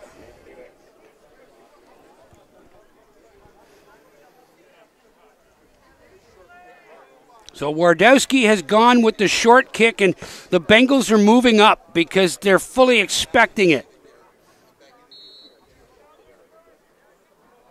Does he go deep this time? I think he might. Nope. What do we know, eh, Dan? What a great catch. Great grab by number 4. Cody Romaine went up for that one and grabbed the ball at his highest point, which is exactly what coaches teach you to do. Yeah, you can see soon as he kicks it, he's going to get down, and he's the only guy that can catch it that's really got any chance of doing anything with it. And thank God there was a Kanata defender there to stop him. Otherwise, he would have went the distance. First down, 10 yards to go from the Kanata 49-yard line. Be a moral victory for the Bengals if they're able to get on the board in this one. Yeah, they got to put a drive together, get a couple of first downs. Dubroy in at quarterback, flag in the defensive backfield, caught by Glavny.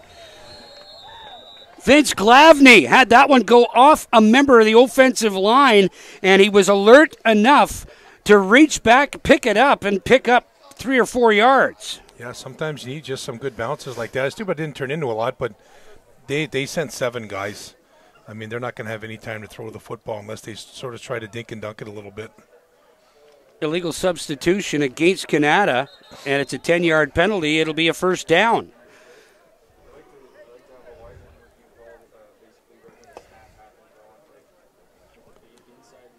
Just their 4th first down of the football game for the Orleans Bengals. Yeah, they haven't had a lot of production offensively. Carl Louis, their leading receiver, just 1 catch for 12 yards. So that's where. Oh, and is that Royals that's hurt? Yeah, that's the big man. Noyles. He just scored his touchdown. Austin Noyles is being helped off. Let's hope he comes back. He's an anchor on that defensive line for them. 20 seconds to get the ball in play, and Orleans not running to the line of scrimmage. I think that they're trying to conserve as much gas as they have left in the tank. Dubroy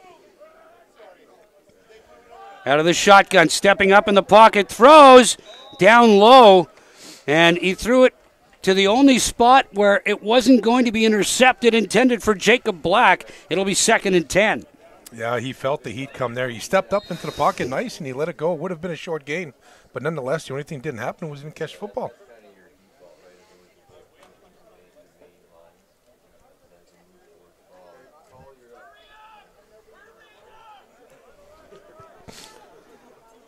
Andrew Richardson barking from the sidelines, hurry up, get the play started.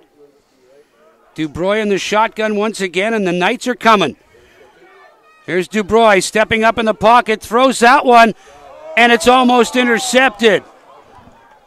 He had number 83, Carl Louis, open, but he threw the ball behind him. Yeah, he's getting pressured. He's stepping up in the pocket, and he's trying to make the best of things, which is very, very difficult. Danny hasn't been able to see all night. He's been getting pressured all night. No, the offensive line also playing defensive line, and just wears on you so much. Vince Glavny in the slot back position.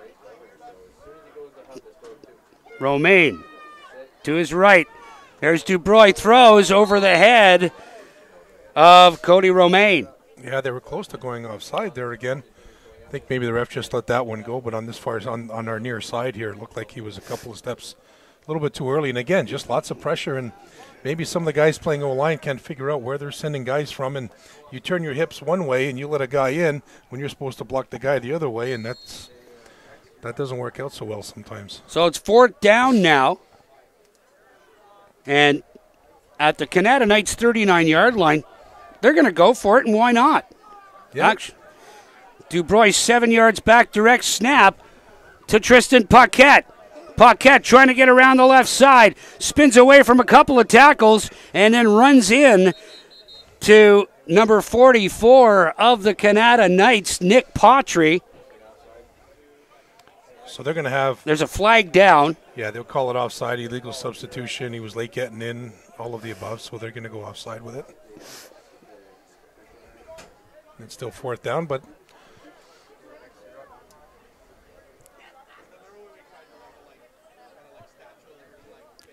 5-yard penalty. Yep. So it'll be 4th and 5. Maybe they try the direct snap now. Yeah, they picked up 5 on that last exchange. And Dubroy in the huddle, calling a play. Be great to see them convert this, get a 1st down, and keep this drive alive. 7:25 left to go in the final quarter here. The Kanata Knights leading 28-0, and the Orleans Bengals on 4th down are gambling.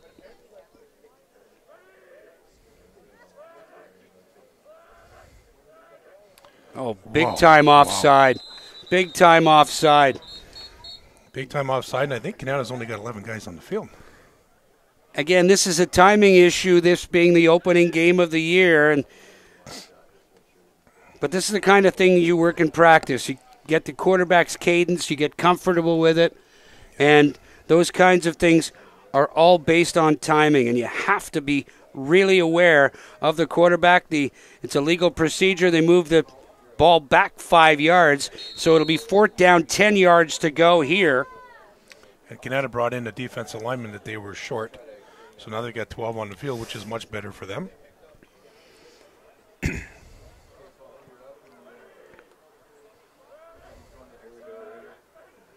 moved again. No flags. Here's Dubroy. Good spiral. And that's picked off at the 10-yard line by number 2, Aiden Sauve. Almost like a punt, and Sauve still on his feet. Tackled by guess who? There's Harold making the play.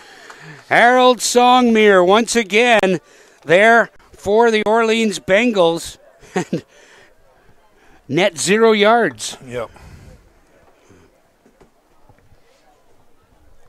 Yeah, see, again, he can't see much when he throws the football, and he thinks he's going to come inside, and he throws right to the defensive back. Watch him get a field, great vision. They get a field, and you're going to see Harold come into your screen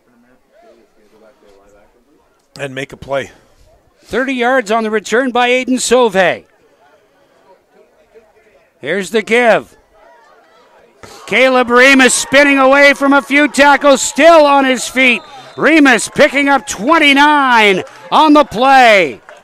Biggest run of the ball game for number 5 of the Knights.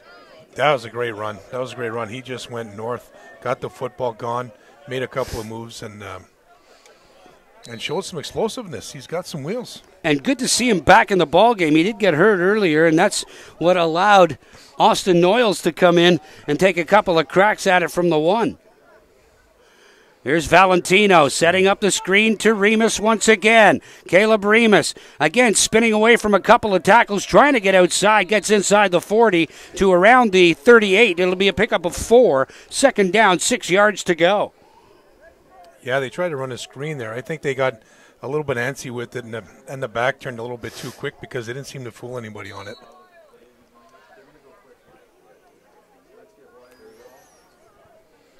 Jared Valentino has gone all the way at quarterback for these Kanata Knights, and an injured, and it's Caleb Remus once again favoring that right leg, trying to stretch out. He might be cramped up. Could be cramped up. You don't expect to see that kind of thing on such a cool night, but it does happen. No, but you know what? They're kids, right? So who knows what they do all day before a game at 7 o'clock or 8 o'clock at night on a Friday night. You know, he might have been up late yesterday, but... Well, you're not going to know what they're going to do after the game on Friday night either. No. All they know is they got the rest of the weekend to relax and have a good time and do what they want without having to worry about... You know what's nice is the older you get in football in the NCAFA, the later you play. Right. You know, you go Tyke, Mosquito, Pee Wee, Band, and Midget, right? So, you know, when you're Tyke, you play it, you know, you got to be at the field at like 7:30, 8 o'clock in the morning. As you get older, it gets later for you, which is kind of nice. Second down, 5 yards to go. Well, make it 6. Jared Valentino and the Kanata Knights offense at the Orleans 38-yard line. Valentino sets up, throws deep, and that's picked off. Number 10, Brandon Dubois, playing defensive back as well, picks it off. The quarterback, the cornerback, he does it all for these Orleans Bengals. Yeah, you never know what they're practicing during the week at practice, and Jared was just going to sling it up there, and he's just going to let him run under it, and you can see the coverage is really, really good, and he makes a great play on the football and just outjumps him, just makes a play. You never know with these guys, with these rosters being not so big, Dan, what they do at practice and where they practice and what they practice, and the fact that they're allowed to play both ways is, you know, sometimes a good thing, but it takes its toll on the kids. It really does. Well, the coaching staffs really don't find themselves in a position where they don't have much choice. Yeah, that's right. It puts you in a really, real tough spot. So Dubois, just coming off the interception now, gives the ball to Harold Songmere, and he's wrapped up immediately by number 52, or make that number 50, Connor Sigwang. Yeah, there was nothing or nowhere to go for Harold at that point.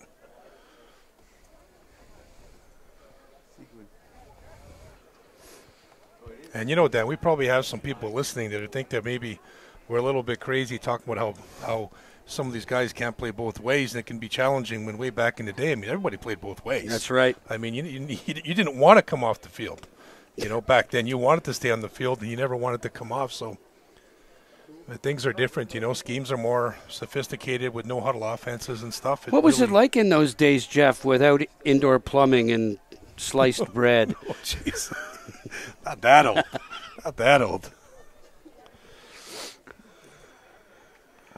Another timeout on the field with 4 minutes and 10 seconds left to go in the ball game. Orleans looking at second down, 10 yards to go, with the ball on their own 10-yard line. Make that 5-yard line. There's Dubois, caught in the end zone for a safety. 30-0 for Kanata, and now Orleans is going to have to kick the ball back to them. Yeah, that's really, you know, they just don't have the answer up front when Kanata is just a little bit more athletic, and they're bringing guys every single play, and they're really not giving him an opportunity to do anything.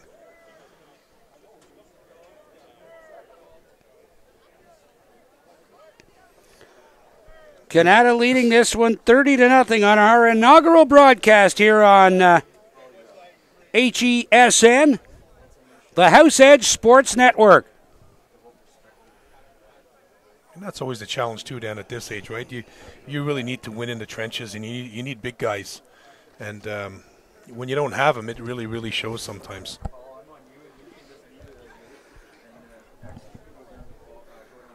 Let's go down to field level. Here's Kyle Ball once again. Hey, Dan, you were mentioning how chilly it is out here. Well, I clearly didn't get the memo. I didn't check the weather this morning because it is pretty cold here in Ottawa this Friday night.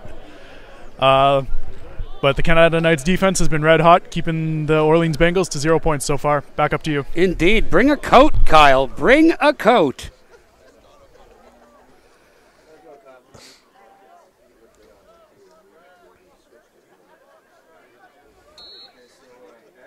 And getting set to kick the football away, Kyle Botello.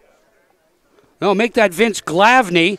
Glavny takes that to Lachance, who takes it on his own 40-yard line. Matt Lachance turns the corner, stays on his feet, crosses midfield into Orleans territory. The Knights will start their next possession at the Orleans Bengals 54-yard line. It's been all Kanata in this one since the opening kickoff. Yeah, they've been pretty relentless. I mean, they've gone with that no-huddle offense, which has been a challenge for the Bengals. The Bengals struggled to move the ball against that Kanata defense that's been tough. I mean, they showed signs of brilliance. They stopped them a couple of times, made them punt, but then they haven't been able to move the football, which clearly you need to do. Now let's see if Kanata comes out with, and they continue with the hurry up, or if they just decide to huddle up and take some time off the clock here. Injured player on the other side of the field, and I believe it's a Kanata Knight. Not sure who it is at this point. As soon as we get a number for you, it's number 17, Nadir Issa. And up being helped to the bench. He'll sit down and he'll take a look at him. Looks like he's favoring his left leg.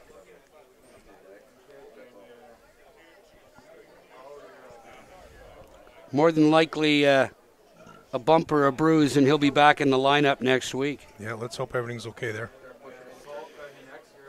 Jared Valentino at quarterback. Out of the shotgun, sets up, throws to the right-hand side, and he's got his man. That's Phil Alexis, and Alexis picks up 9. Yeah, they're clearly not going to sit back and just take a 30-point win. They're going to keep going. They're going to throw the football and try to score again.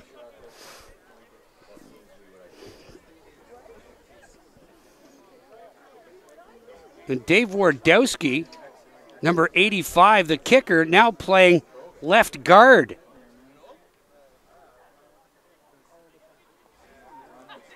Here's the give once again to Caleb Remus. Remus picking up 5 and another Kanata first down. They'll move the sticks again. Yeah, we talked about that earlier too, Dan, about just getting it and going right, heading north, and he just got it. He stretched out a little bit, and he just put his shoulder down and got 5 yards.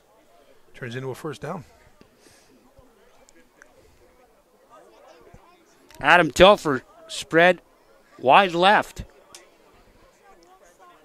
Wardowski now back at his wide receiver position. Valentino flares that one out for Connor Ogilvie, and Ogilvie forced out around the 25-yard line, and it's a pickup of 16 for number 11.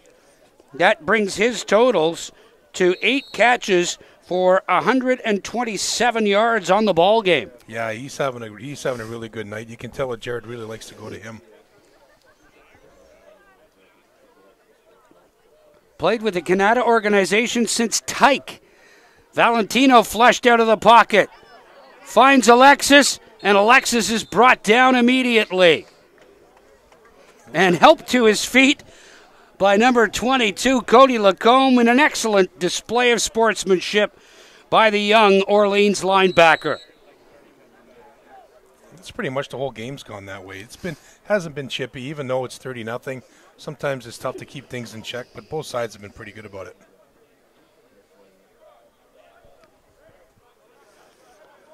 Alexis in motion. Tried the end around. Remus right up the gut. Caleb Remus into the secondary. Wrapped up there by Tristan Paquette. But not before he got to around the 19-yard line, and Remus's leg tightens up on him again. Yeah, that's maybe the third time that's happened to him, so it makes me think maybe he might be cramping up a little bit. But that's just that fake jet sweep, that hammer again. Sometimes we call it down, just to full back up the middle after the jet sweep look, and that's a good 5 or 6, 7 yard gain.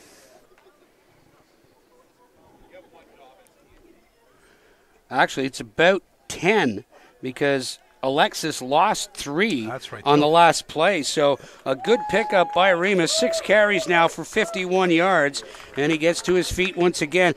I think with 1:21 left to go, he won't be seeing much more action, and I don't think he's too pleased to be taken out of the game. So coming in his stead, number 9, Jimmy Paul.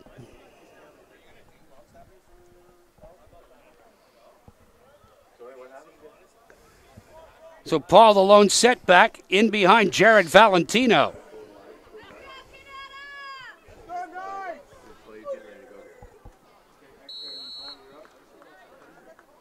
Play whistled in. Valentino bumps with Paul. Breakdown in communication as Paul tries to open up a couple of lanes. Ogilvie has the football, in for the touchdown. Connor Ogilvie, 18 yards for another major score.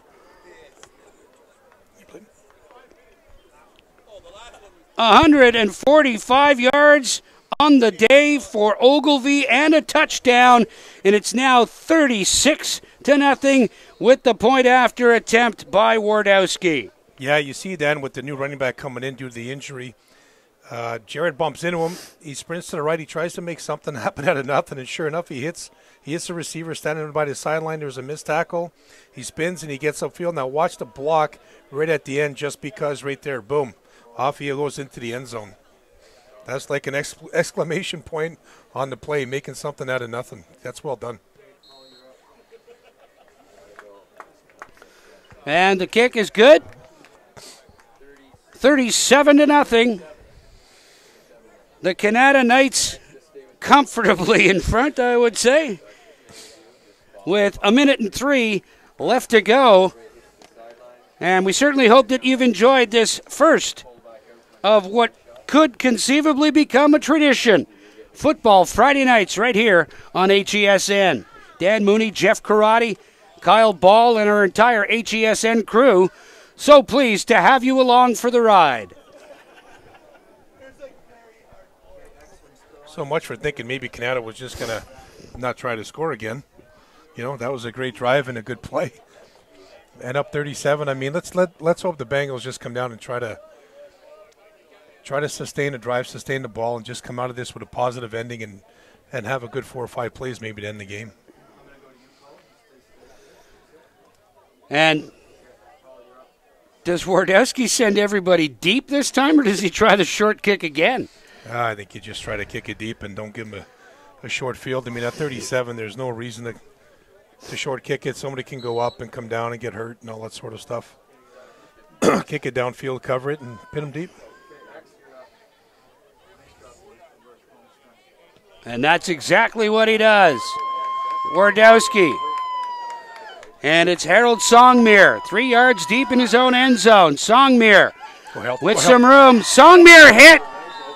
Nice open field tackle there by number 52.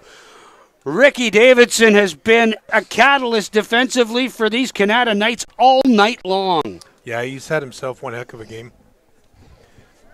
The worst thing you want to do sometimes, too, is kick it so deep to a guy like Harold, because Harold's got wheels. I mean, he gets it. Wait till you see him take a couple of steps. 52 doesn't get him. He could be gone. And watch him go. Now he just starts to accelerate. He's going to go. If he doesn't get him, he could be gone for a touchdown. Great tackle. Great special teams tackle. and holding the call against Orleans.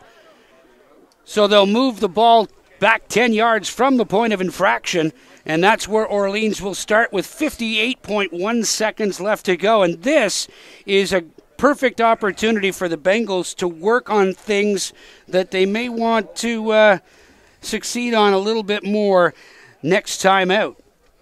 Yeah, there's no question. They've got some guys playing out of position. I'm unsure when the deadline is for NCAFA to have registered players. It's likely week 3 maybe. So they've got a couple weeks if some late guys are coming late to register. High school, of course, has an impact on that. And you can see they're always moving from side to side, not sure where they got to line up sometimes. So there's definitely guys playing out of position. There's Dubroy. Gets away from the rush, forced out of the pocket, running around the right side, and then hit out of bounds and hit late after picking up a couple on the play. Brandon Dubroy spoke to the official there and thought there might have been a flag for a late hit out of bounds. Yeah, and you know what, Jeff? He might have had a case. I think he probably would have, especially given the score, given this late in the game. But it still is football, right? Mm-hmm. I mean, still, these guys are going to get a hit regardless of time, regardless of score. Second down. Oh, did they give him a penalty? They must have. They moved the ball up to the 27-yard line. So, indeed, 10-yard penalty assessed to the Kanata Knights, and Dubroy in the offense. Harold Songmere, the lone setback. Dubroy throwing that one over the middle, and Glavny couldn't hang on to it. Vince Glavny with a great opportunity and not one white sweater within 10 yards of him. No, you got to make that catch. I mean, you got to catch the football. Regardless of where you are in the game or regardless of what's going on, you're a receiver. You got to catch the football. But then again, maybe he's a DB, and we know sometimes DBs don't have the best hands in the world. Definitely a catchable ball.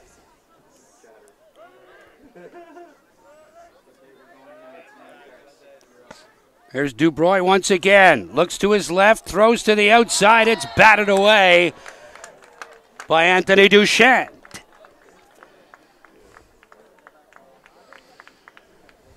Good defensive play, and hey, this Kanata defense wants the goose egg with 38.3 seconds left to go. Oh, yeah, they've been working hard all night. They don't want to give it up now.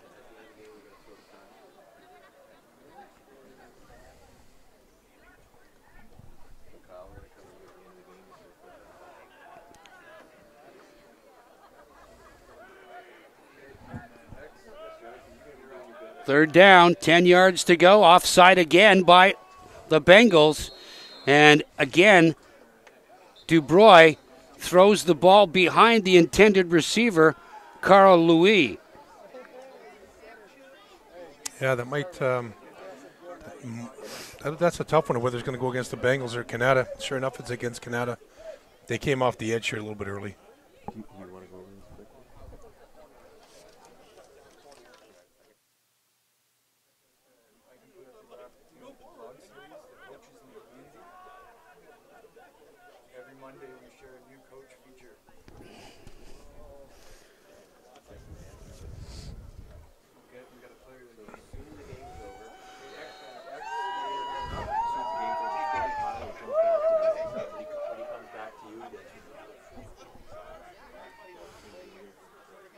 Dubroy out of the pocket, on the run, trying to get around the left side. He's got enough for the first down, steps out of bounds, and they'll move the sticks with 25.2 seconds left to go. Just the first down of the ball game by the Orleans Bengals, and Connor Dubroy forced to do it on his own. Yeah, there was nothing downfield for him, Dan, and he just had to get out of there and just get what he could. It was actually a pretty good run, a good scramble. He got out of bounds to stop the clock. Gives him maybe 2 or 3 more plays. First down, 10 yards to go from their own 46-yard line. 25.2 seconds left to go. The clock will not stop until the ball is snapped. Here's Dubroy, gets away again. Gets to midfield and picks up 9. Good run by Connor Dubroy, picking up 9 yards. Maybe they should have thought about doing some of this stuff a little earlier. Yeah, he was stepping up in the pocket earlier in the game as well, but he was throwing it, which is a difference. Now he's just running it, and he's getting good yardage every time he runs with the football. Second and 2 is a lot better than 2nd and 10. 4 carries for 40 yards for Dubroy. The siren sounds. This will be the final play of the game, barring a penalty, and the pass complete to Glavny. Quickly wrapped up there by number 54, Dave Oconee. And this one is in the books. A 37-0 victory by the Kanata Knights over the Orleans Bengals on opening night here at Millennium Park for the 2017 NCAFA midget schedule. Jeff, your thoughts on this one? You know what? It was a good football game. Obviously, you know, the Bengals have to go back and work on some stuff with their offense. Kanata came out and they looked good on both sides of the ball. Their execution was good. I think that the atmosphere, HESN doing live stream, Friday Night Football, I mean, that's got to be exciting for these guys to be a part of for sure. What a great thing. We'll go down to field level once again. Here's Kyle Ball. Hey guys, it was a great first game for HESN, our live stream. Looking forward to seeing where the Kanata Knights jump up to in my power rankings on Monday on HESN, and we'll also release a new Coaches in the Community blog. Back up to you guys. Thanks, Kyle. When you think about player of the game, you could look in any one of several directions. Phil Alexis, 8 carries for 28 yards and a touchdown on a catch. But you got to look at number 11. 9 catches for 145 yards and a touchdown. Connor Ogilvie certainly has to gain some kind of attention as your player of the game. Oh, yeah, for sure. He had an outstanding game. And, I mean, you know, you got to look at Jared, too. Jared had a real good game. He was running that offense out there. Not a lot of mistakes. Running no huddle week 1. They had really, really good execution, and he found his favorite target. Jared Valentino going all the way at quarterback and racking up over 200 yards in the air in this one against the Orleans Bengals. It started out, I guess, a little sloppy on both sides of the football. 3 fumbles in the first 4 possessions, but everything seemed to calm down after that. Yeah, well, what happens week 1 is that you're used to practicing against your own team, and now you're playing against somebody else. Maybe he works to move left when you're used to right. Maybe, you know, things are just a little bit different. You get the nerves and the butterflies. I mean, these are kids, right? So you got to get that out of you. And after it settled down, after the first couple drives that they each had, then we started to see the true colors, and we started to see the Bengals offense struggle a little bit. But Kanata really settled in nice, and they did great things on defense. They did good things on special teams, and offense. They moved the ball pretty well. What Orleans has to work on now. There were a few positives. They played a good defensive football game, but now the work comes on the offensive side of the ball. Yeah, it's really hard to say because we're not at their practices or in their backyard, if you will, and I think it starts with getting a few more kids out, because it's hard to imagine some of these teams playing a whole year with only 26 or 27 or 28, because you know there's going to be some bumps and bruises. There's going to be some kids banged up, and you have to have substitutions. You just really have to have it. And I hope that they do that and they get them out and they just coach them up, and I think they'll be fine. I mean, Harold's a really good football player. Their quarterback seems like he can get things done, and they got some good athletes. They do have some good athletes, but Andrew Richardson certainly has his work cut out for him. He needs some more bodies, and like you said, you think that they have until Game 3 to shore up their NCAFA midget rosters. They've got 2 more games to find some bodies that can play football within Orleans, and that's really shouldn't be a difficult task given the population numbers. Well, you know, the population for sure. I mean, there's lots of football players out here. There's 3 or 4 high schools out here that are not going to have high school football, so they should be going after those guys. I mean, they're there. They're going to have to shake some trees and turn over rocks and just find some guys that want to play football and get on the kids, because in the world of Snapchat and Facebook and Twitter and all the stuff that the kids do today, I mean, they got to get in touch with each other, so they got to put some pressure on the kids. They're their best recruiters, because maybe not everybody knows Andrew. Maybe everybody doesn't know the coach, but they want to come out and play football. And some of these schools that don't, like Sir Will, I don't think is going to have a team, and Karine Wilson doesn't have a team. The French schools over here don't have football teams. They can all go play there because the Panthers don't have a midget team. That's right. So there are guys that are itching to play football, and it's just a matter of getting 8 or 9 of them out, and they could change things around quickly, very quickly. A 37-0 score, the Kanata Knights over the Orleans Bengals on HESN's first inaugural Football Friday night, and we'll be here the entire 2017 Midget NCAFA football season.